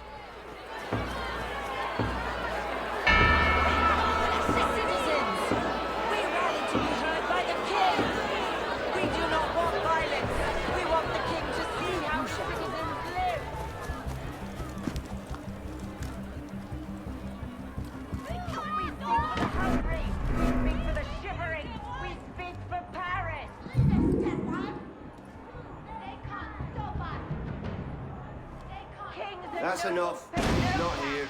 While we shoulder the burden, we must stand together, citizens. Winnie! Citizens, we rally to be heard by the king. We do not want violence. We want the king to see how his citizens live. One down, two to go, initiates. Where are you? We speak for the hungry. We speak for the shivering. We speak for Paris. They can't stop us. Kings and nobles pay no tax while we shoulder the burden. We must stand together, citizens.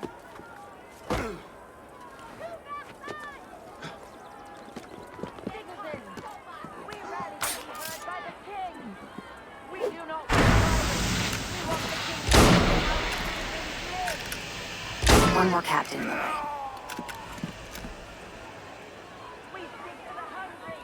We speak for the Can you go down here, Arno? Thank you.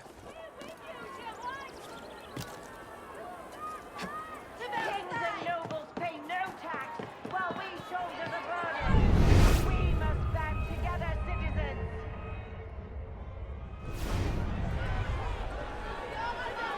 Citizens, we rally to be heard by the king. We do not want violence. We want the king to see how his citizens live. We want bread! We speak for the shivering. We speak for Paris. What the hell's all that? Kings and nobles pay no tax while we shoulder the burden. We must stand together, citizens. Did he make a sharp turn? Must be hereabouts. But Dead? Oh, come on now. I swear, this is fucking stupid. I have like a smoke bomb thrown. There's like a huge smoke bomb effect. I then throw one in front of them. And they detect me instant. Makes sense, doesn't it?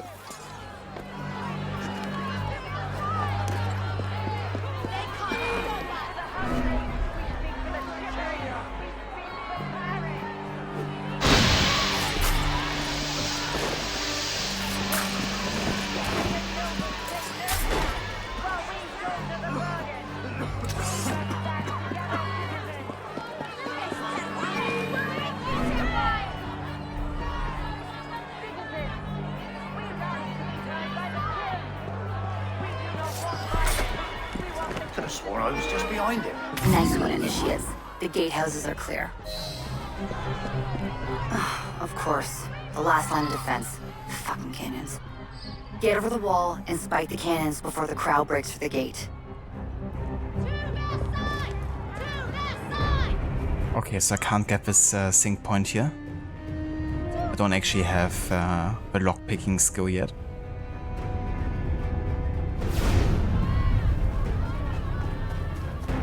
This is the last... Oh, shit. The last part of the game.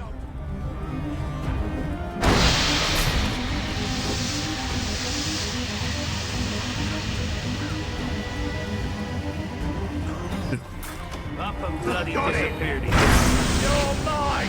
You can't hide!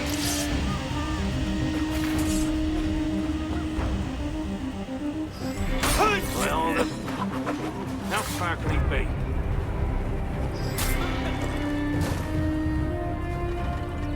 Yeah, not idea that I have to kind of like debate this like that.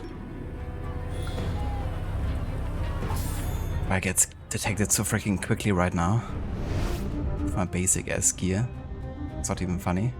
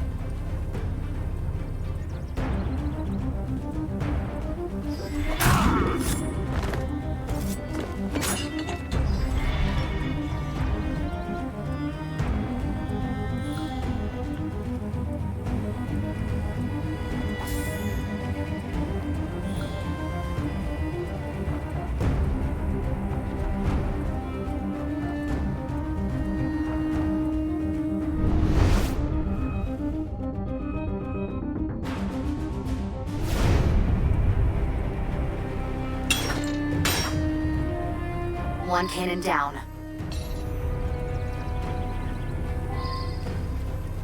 Alright, one down. I should probably loot some corpses here. Because I need smoke bombs.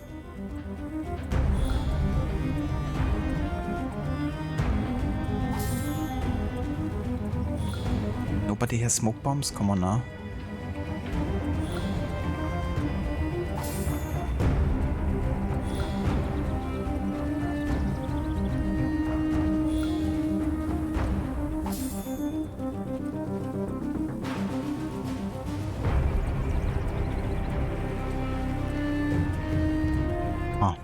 Bodies disappeared.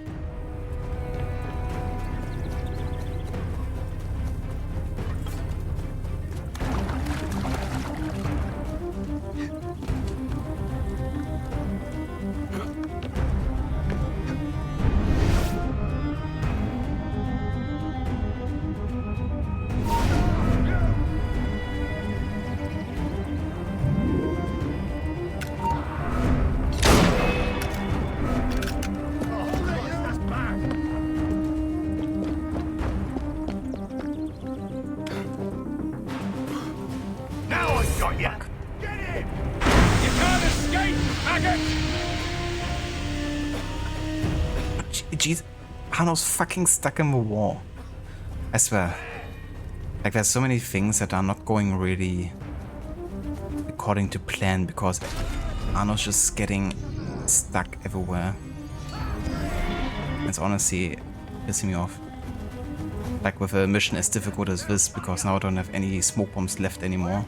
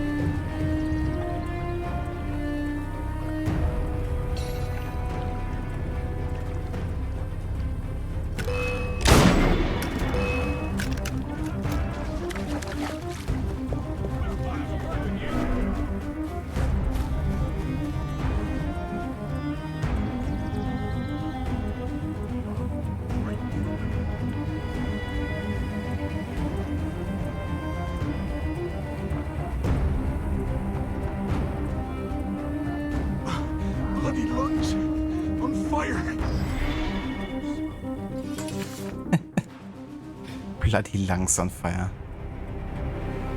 I don't think I've heard that one before.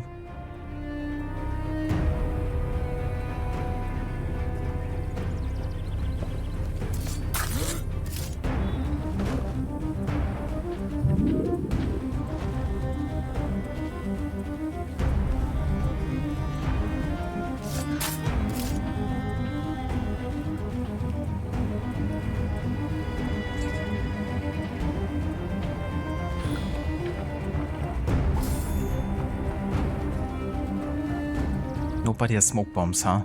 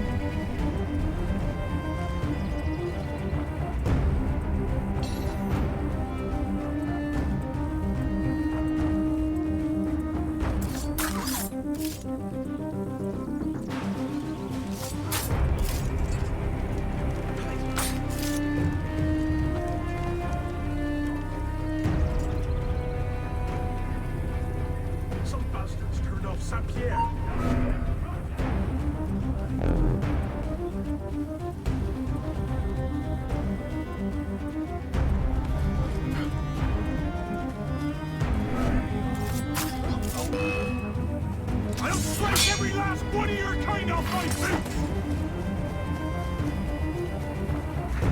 Touch it.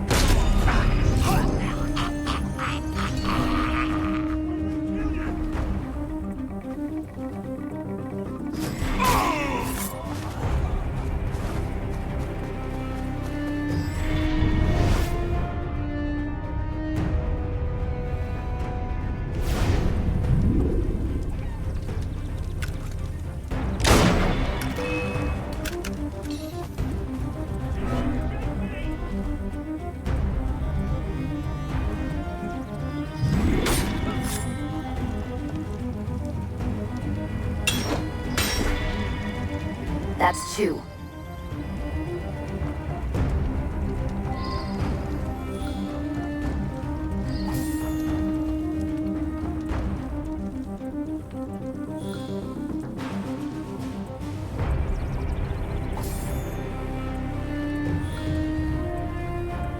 It's really no one of these guys actually have a smoke bomb. Because that would really surprise me. Maybe it's programmed so there's no smoke bombs on them.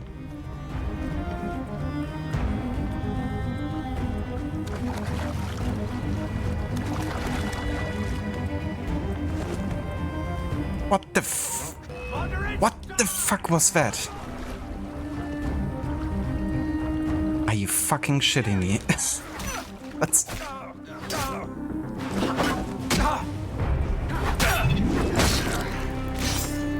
It's not even funny, the bugs that I'm getting today. Like, I was like literally about to do a high-profile ledge assassination. Arno just got stuck on an invisible wall, unable to move. Right. I heard it's some fishmongers marching on their side. Why am I getting stuck like this all the time?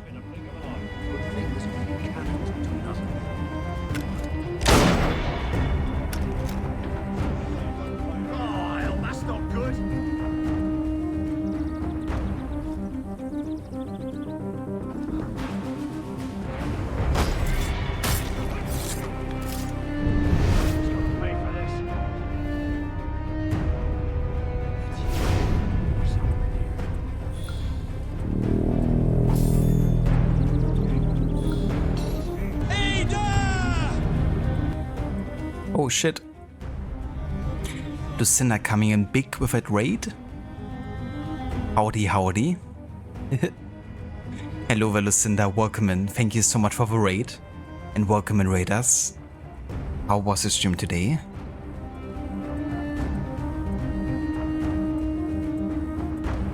How did Dishonored go? And welcome in, John. Hello there, Arctic. Welcome back, Shella. And also hello there, Lone Star. And Necro, welcome in. I hope everyone had a nice weekend.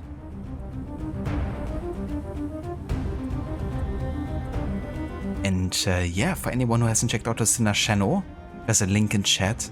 She's a really great streamer, playing lots of first-person games like Dishonored. Also loves Bioshock and Dying Light. Also a big fan of the Resident Evil series, as well as The Last of Us.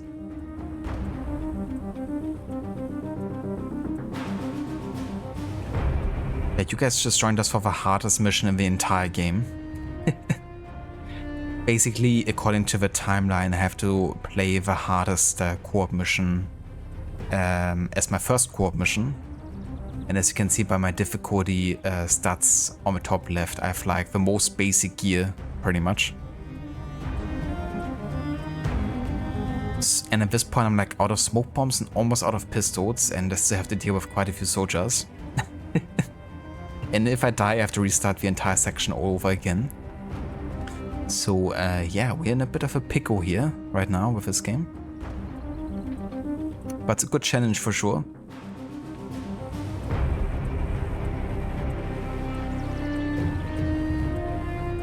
Also, thank you for follow, John. Thank you, dude. I appreciate that. But yeah, so for those that are not aware, basically what we're doing is we're playing through a bunch of games in historical chronology. And that means also within the games, if I have like any dates in regards to missions that I can follow, then I will.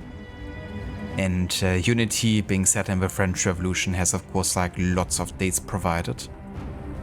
And yeah, this is currently the Women's March that we're doing. It's basically a protest against the food shortages, initiated by the women. And yeah, we're kind of like trying to help them out and make sure they can safely protest. And this is like literally the last kind of like mission objective we're having as part of this mission right now.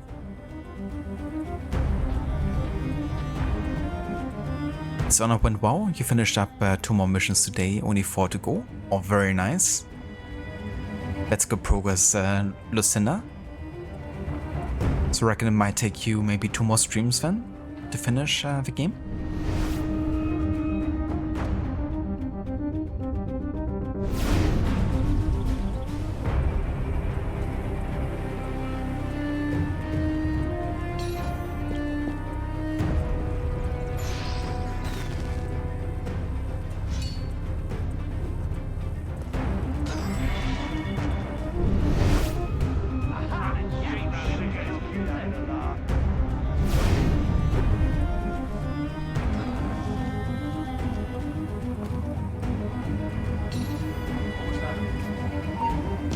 Fuck you. Come on. Yes. And that's the last cannon. AmeriCorps leads this march all the way to Versailles. Nice work. Fuck yeah, we did it. Just with a simple distraction. I didn't have to deal with these soldiers after all. And on top of that, we were super lucky. Because those rewards that you're getting are actually randomized. But I managed to get the legendary Prowler bracers. Which is like, you know, one of the best items in the game, really. That's a nice payoff. Because I spent quite a bit of time on this mission to get it done. Hell yeah.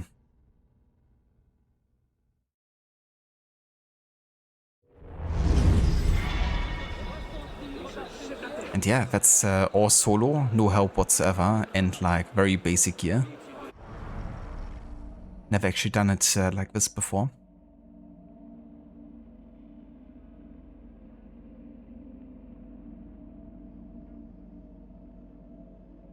Listen, at least 2, maybe 3. Mission 7 is long. Ah, gotcha. Yeah, I've only played the game once, so I don't actually remember how long each of the chapters was. But yeah, there were definitely some long ones.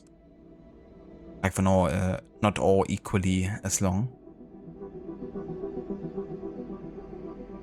Thank you for GG's, Lucinda and Chilla. Yeah, definitely good to get that mission done, because that was the hardest by far, and is probably gonna stay the hardest mission. You know, in regards to like how many skills and weapon upgrades we have and all that.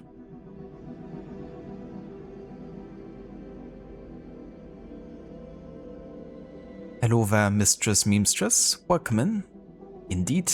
Yeah, we finally arrived at AC Unity. Gonna play through the timeline of the French Revolution. We just covered the Women's March on Versailles.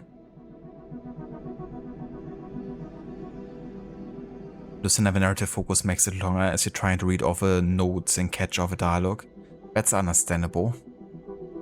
I'm kind of the same boat with this game. Like, I'm also trying to listen to all the historically relevant dialogues and, you know, read up on all the database entries and all that.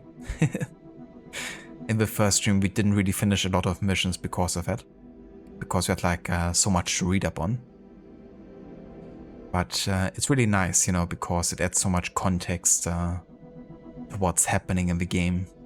So it can be really nice to cover that, and yeah, for others to be able to experience it through you reading, because some people might not, you know, want to read it themselves.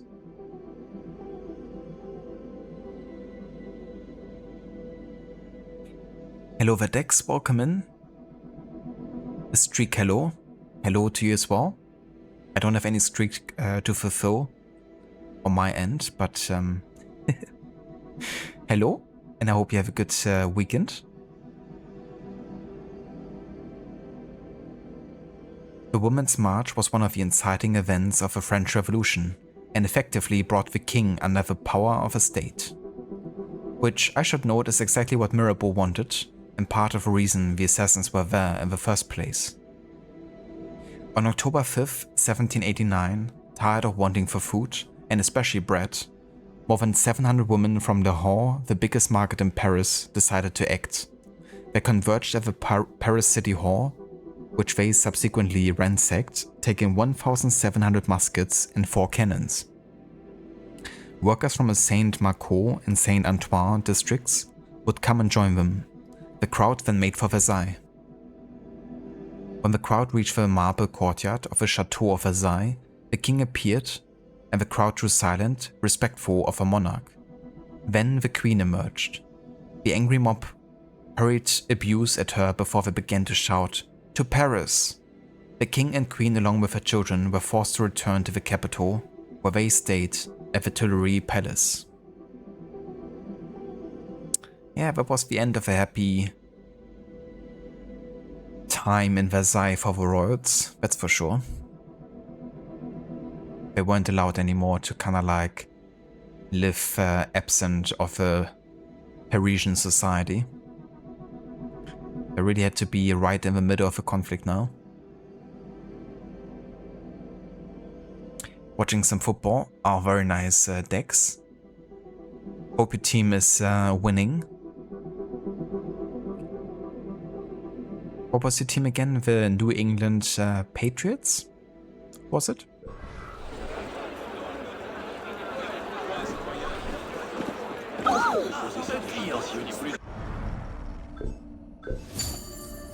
Alright, so gonna refill all the ammunition here. And now that we've gotten 6 skill points from that mission, we can also get some new skills here. I definitely want to get Apprentice Locksmith so we can finally open doors and chests.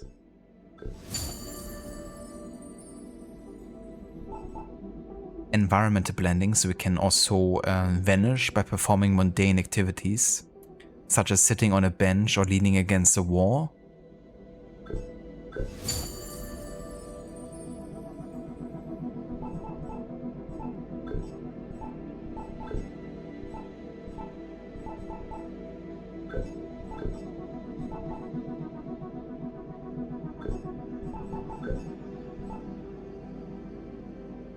And let's also get a health upgrade here because we really need it.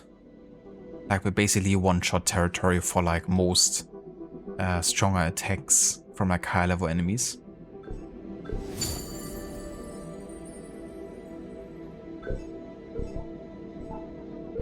Hein?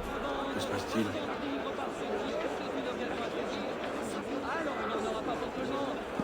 Ah, sois le bienvenu ici.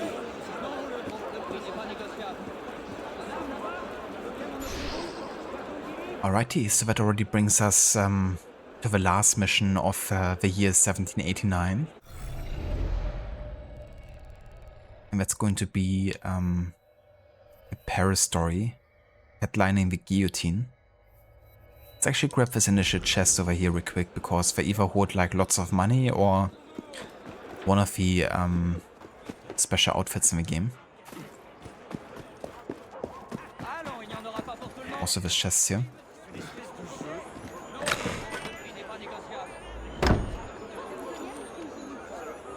Decks were winning, but they're definitely not doing the things the easy way. I know how that can be like. Being a fan of my team, they never do things the easy way.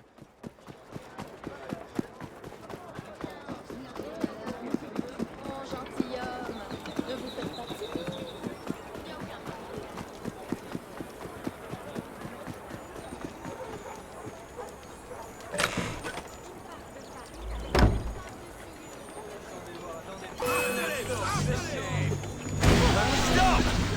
Face justice like a man!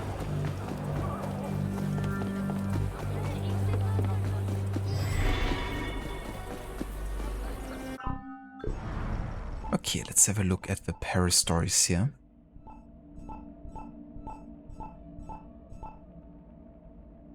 That's the mission. Headlining the Guillotine, which takes place in December of 89. Dr. Guillotine is arguing for the use of a new, more humane method of execution, but negative reports in many journals are confounding his efforts. Print up some positive articles about the device and, without being detected, replace the journals sold on the street with the newly printed journals.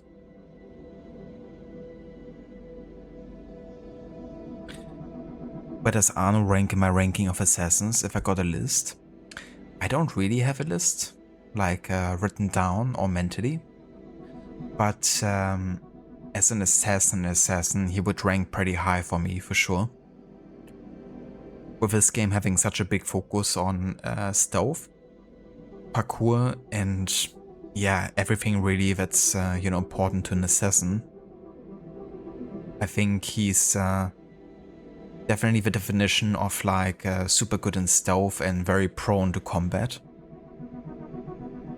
But yeah, I mean, that's what an assassin ideally, does. Kind of like gets the kill done. Maybe social blending while doing so and getting out without being seen. And you can do that quite well as Arno. And I think, like, canonically speaking, he probably has done a lot of that. Not getting too much involved into combat.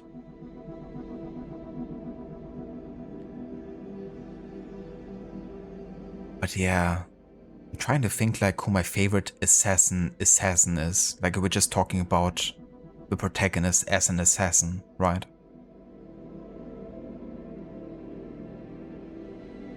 But I think Altair might actually be really high up that list for me. We're just purely talking about, one being an assassin. But yeah, I guess that would be my question, like, if you primarily mean like as an assassin or if you mean like as a character, I guess. Because Ventre would be quite different for me.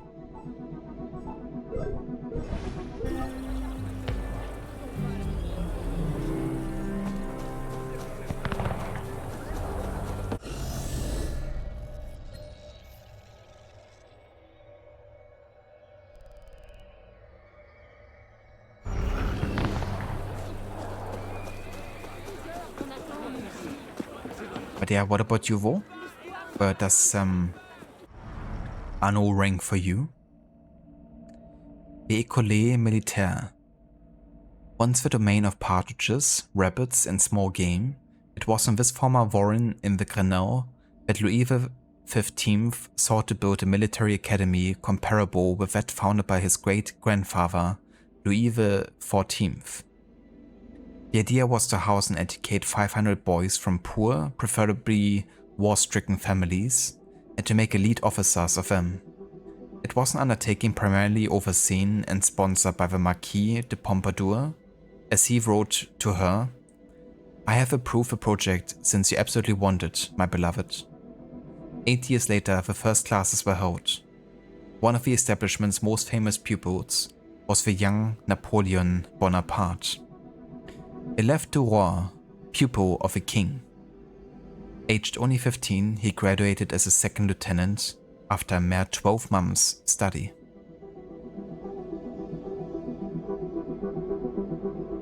So as an assassin, maybe top 5, but as a personality, bottom 5. I gotcha. Yeah, that's totally fair. I would say also that I prefer his gameplay possibilities and style over his character and personality. But I don't dislike his personality whatsoever. I actually quite like Arno as a character. But there's lots of other characters I, like even more.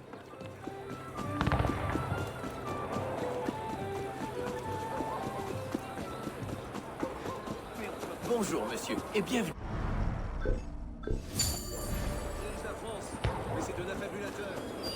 What's that? Speak up!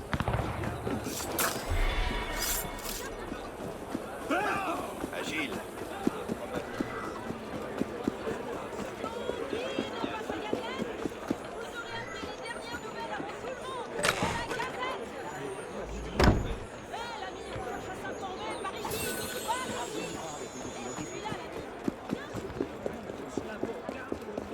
ce détour.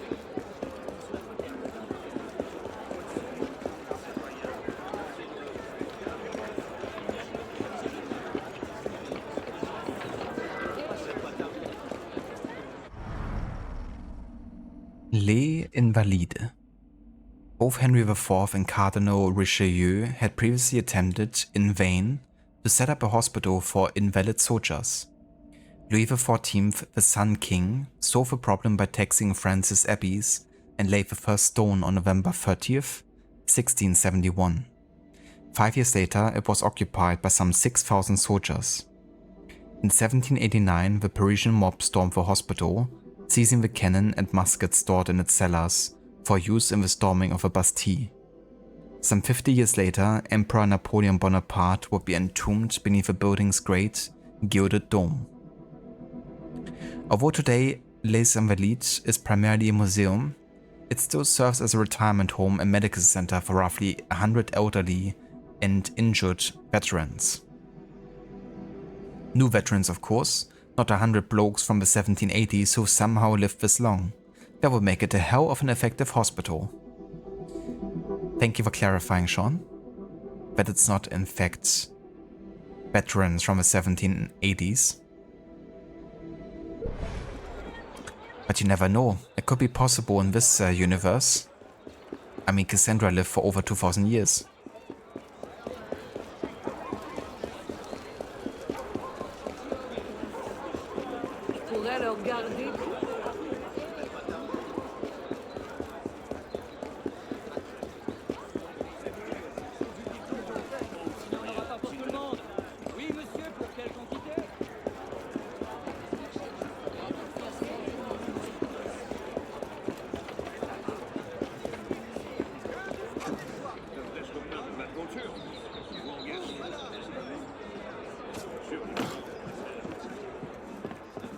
La chute à chaque instant.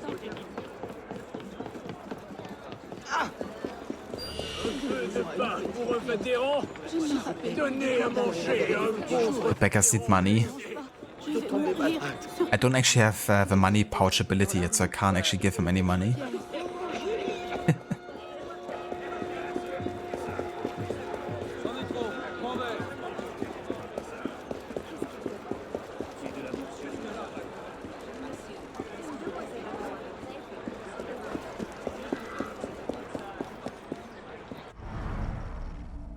Pont de la Concorde Revolution.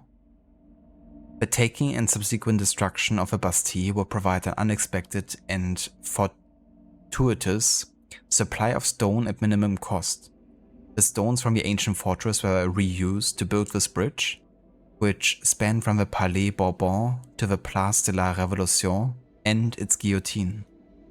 The bridge was completed in 1791 and was named Pont de la Révolution, later to be called Pont de la Concorde.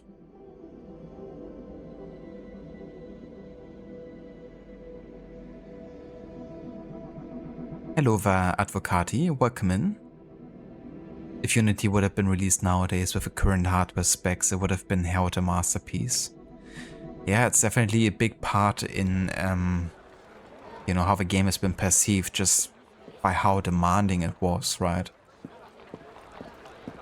Because the tech they use, the amount of NPCs, you know, rendering buildings from outside and inside, or being able to seamlessly go in and out of buildings was like a lot for systems to handle. Me myself, I had like a pretty mid-range build back then, like not super updated, I guess. I was definitely struggling running this game probably. But yeah, I do think though that the game definitely ran out of time in development. Like also watching the behind the scenes, I kind of like talk about it a little bit. That it was like so ambitious that they just needed more time, which they didn't have. And you can tell even nowadays that the game is like plagued by a few different, you know, issues and bugs and stuff. But I think it's a lot better than people sometimes give it credit for, in terms of like, you know, how many bugs there are in the game. because it's not like, you know, all the other AC games don't have any bugs either. Looking at games like AC3, even Syndicate sometimes. But yeah, I definitely agree that if the hardware would have been ready for this game, then, you know, the reception would have been a lot more positive probably.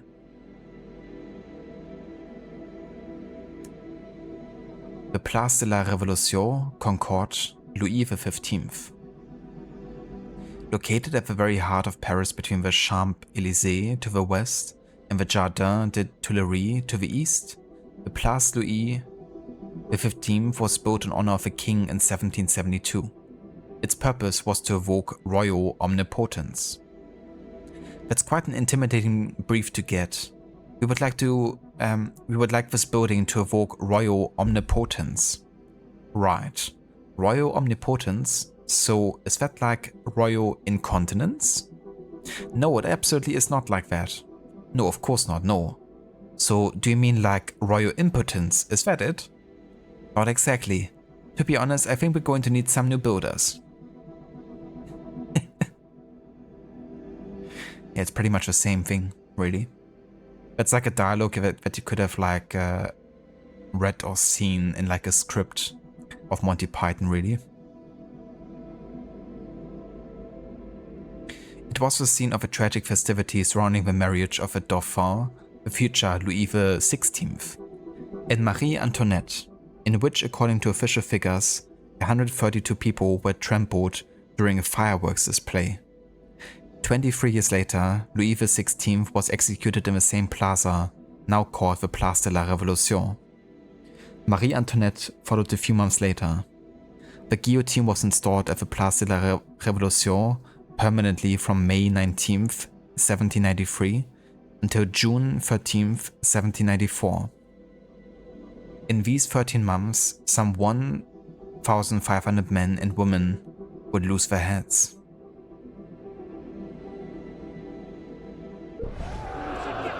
Jesus, that's a lot of execution per day.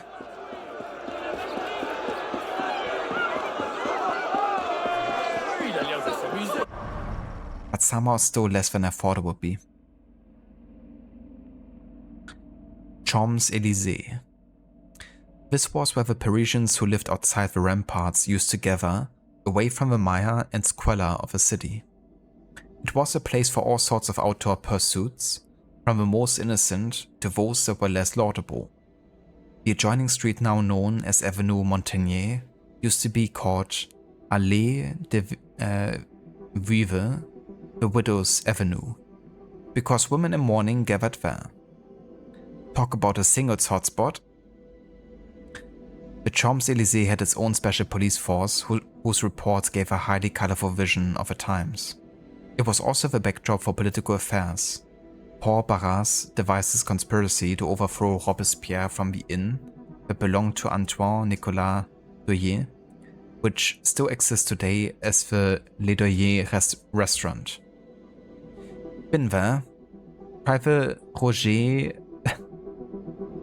whatever Sean was saying there. Tell them I sent you, but do not use my name or refer to me in any way.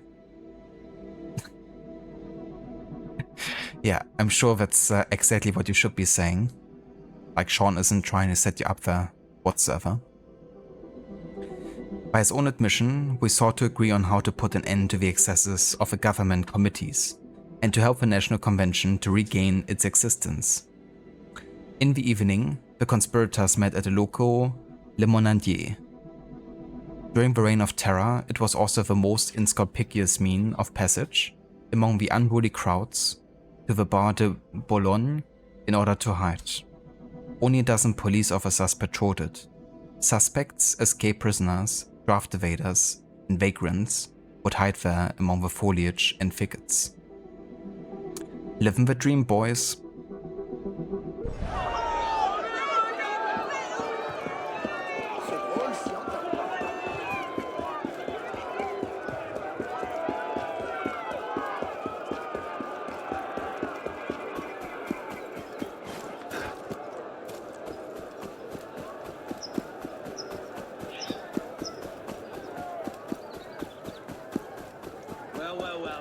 Lucy nobleman.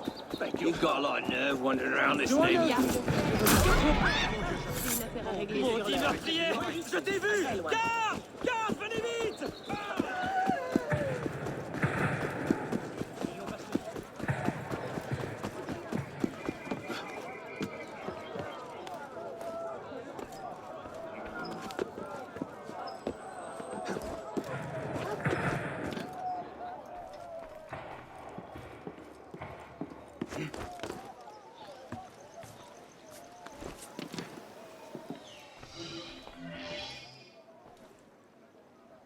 Headlining the Guillotine.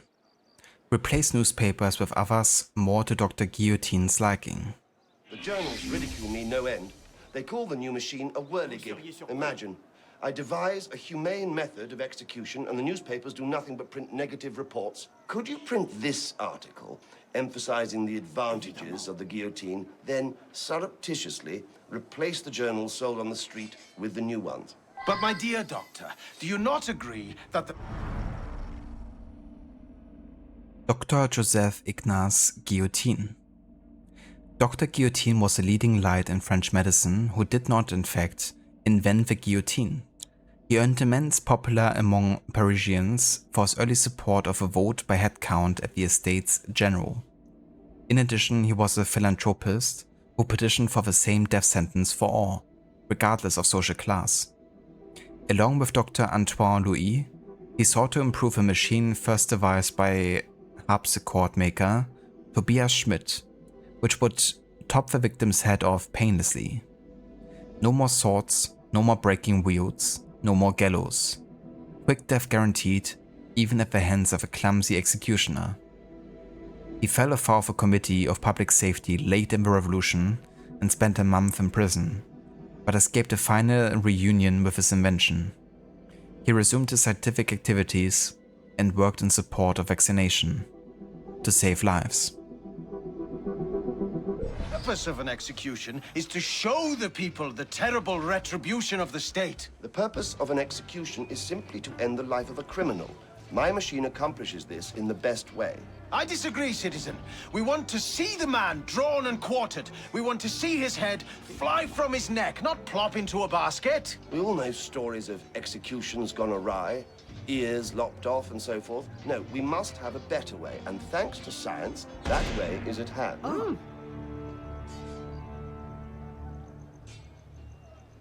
Gadalov. Attention, il y a d'autres gens dans les rues, vous savez. Gadalov when the conflict outside. Executions gone awry, ear... Yeah, don't let me stop you. Neither the conflict nor me. Just keep talking. We all know stories of executions gone awry, ears lopped off and so forth. No, we must have a better way, and thanks to science, that way is at hand. With this machine, built by Tobias Schmidt, I can cut off your head in the twinkling of an eye, and you never feel it. Évidemment. Well, to be fair, if you already know that you're dying, then... yeah, it's probably nice knowing that you won't suffer at least.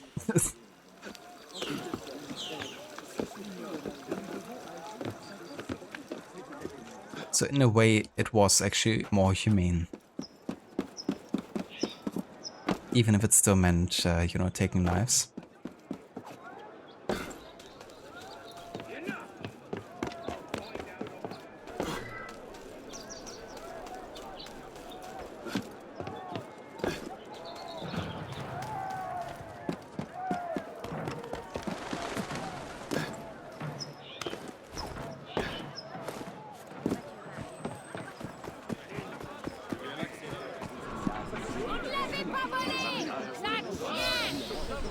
At last, my new apprentice.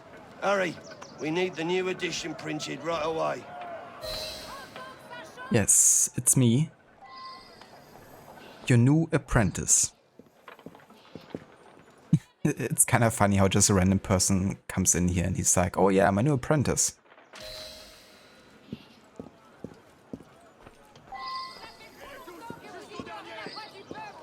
celui qui prend soin de toi. Vous faire de tout cela? Il devait nous retrouver ici. Aurait-il perdu l'esprit?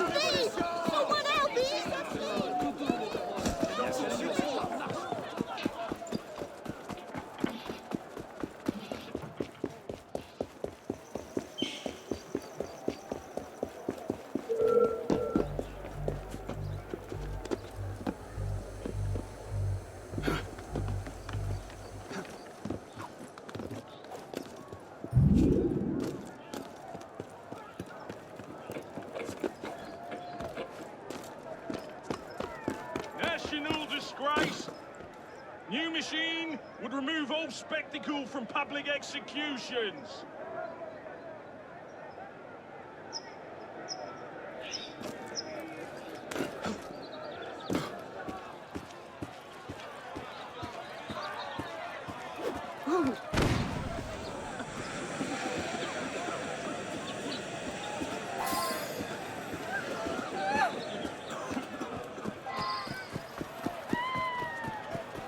Je parie qu'il avale le tout des deux.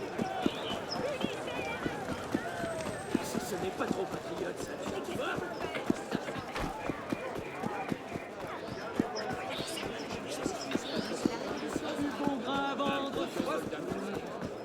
C'est amusant.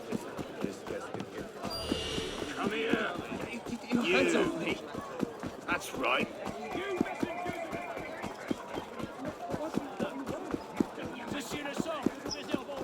National disgrace.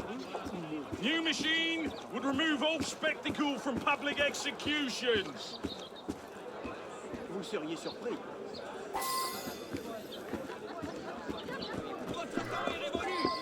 Dr. Guillotine's miraculous machine would cut off heads in the twinkling of an eye.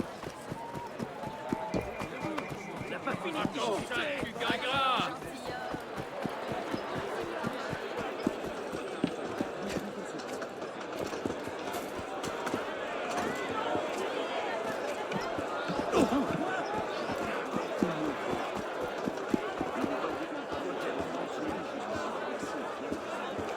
National disgrace.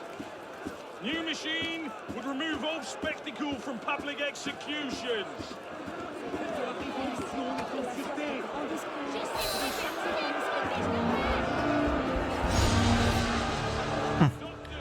That was easy enough.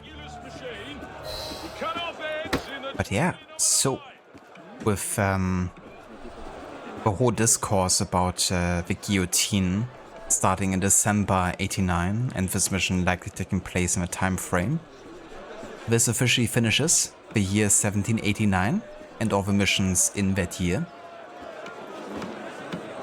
Now the next main story and the start of sequence 3 doesn't actually happen until 1791. Which means we still have a few missions left in the year 1790 that we're gonna cover next time. But it's not that much though, it's like 1 social club mission and 3 Paris stories. And after that we're actually gonna have like a pretty high main story density.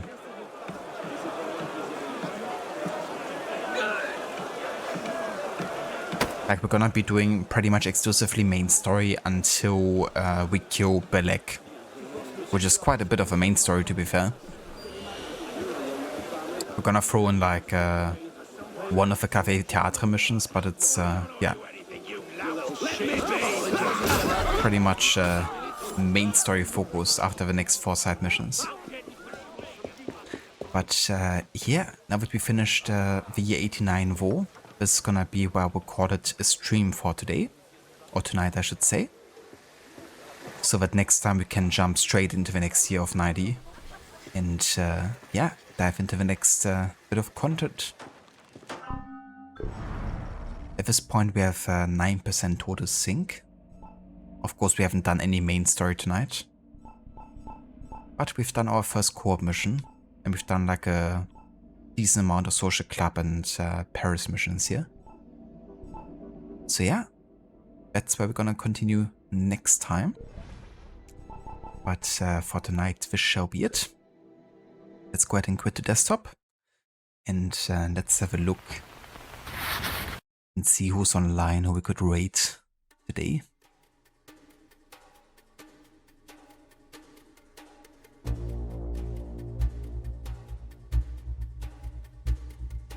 No worries whatsoever for the stream, Sheila and Lucinda. Thank you guys so much for being here. And everyone who's still here as well, thank you so much for joining us. Thank you also to all the lurkers as well. No worries, Dex, for the stream. Catch you next time, dude, and best of luck for your team.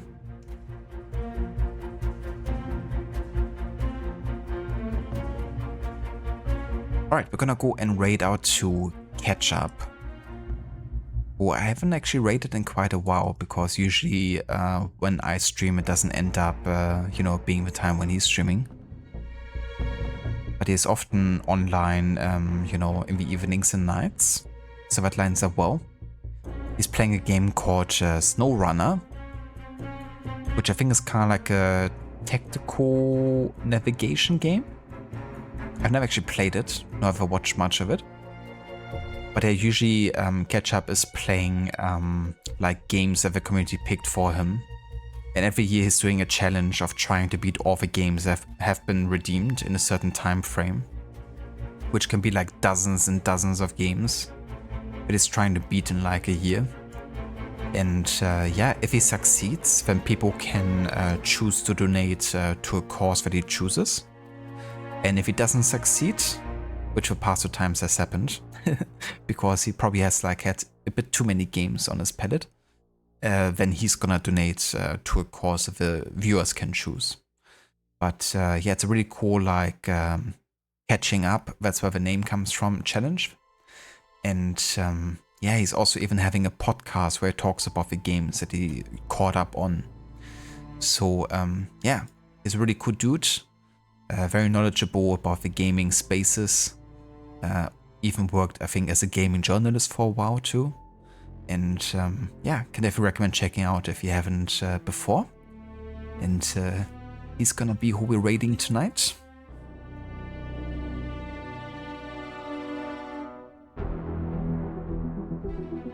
SnowRunner is a fun game. Have you streamed that one before, Sheila? Because I know you've played like a bunch of like navigation-based games. I'm not sure if I ever saw you play that one.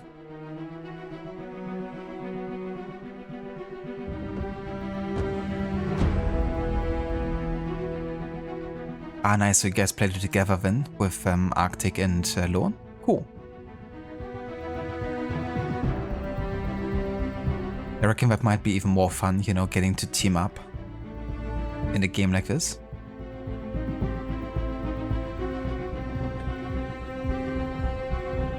It doesn't really have an end, but it's super engaging once you get the hang of it. I gotcha. It does strike me like the type of game you can just spend endless amounts of times with, if you want to.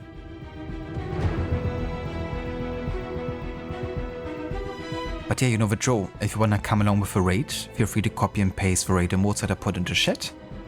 And I will catch you at some point during the week. Probably Wednesday at the latest. And then we're gonna continue with the year 1790. Until next time, take care, and hope you guys have a good night and a good start into the new week.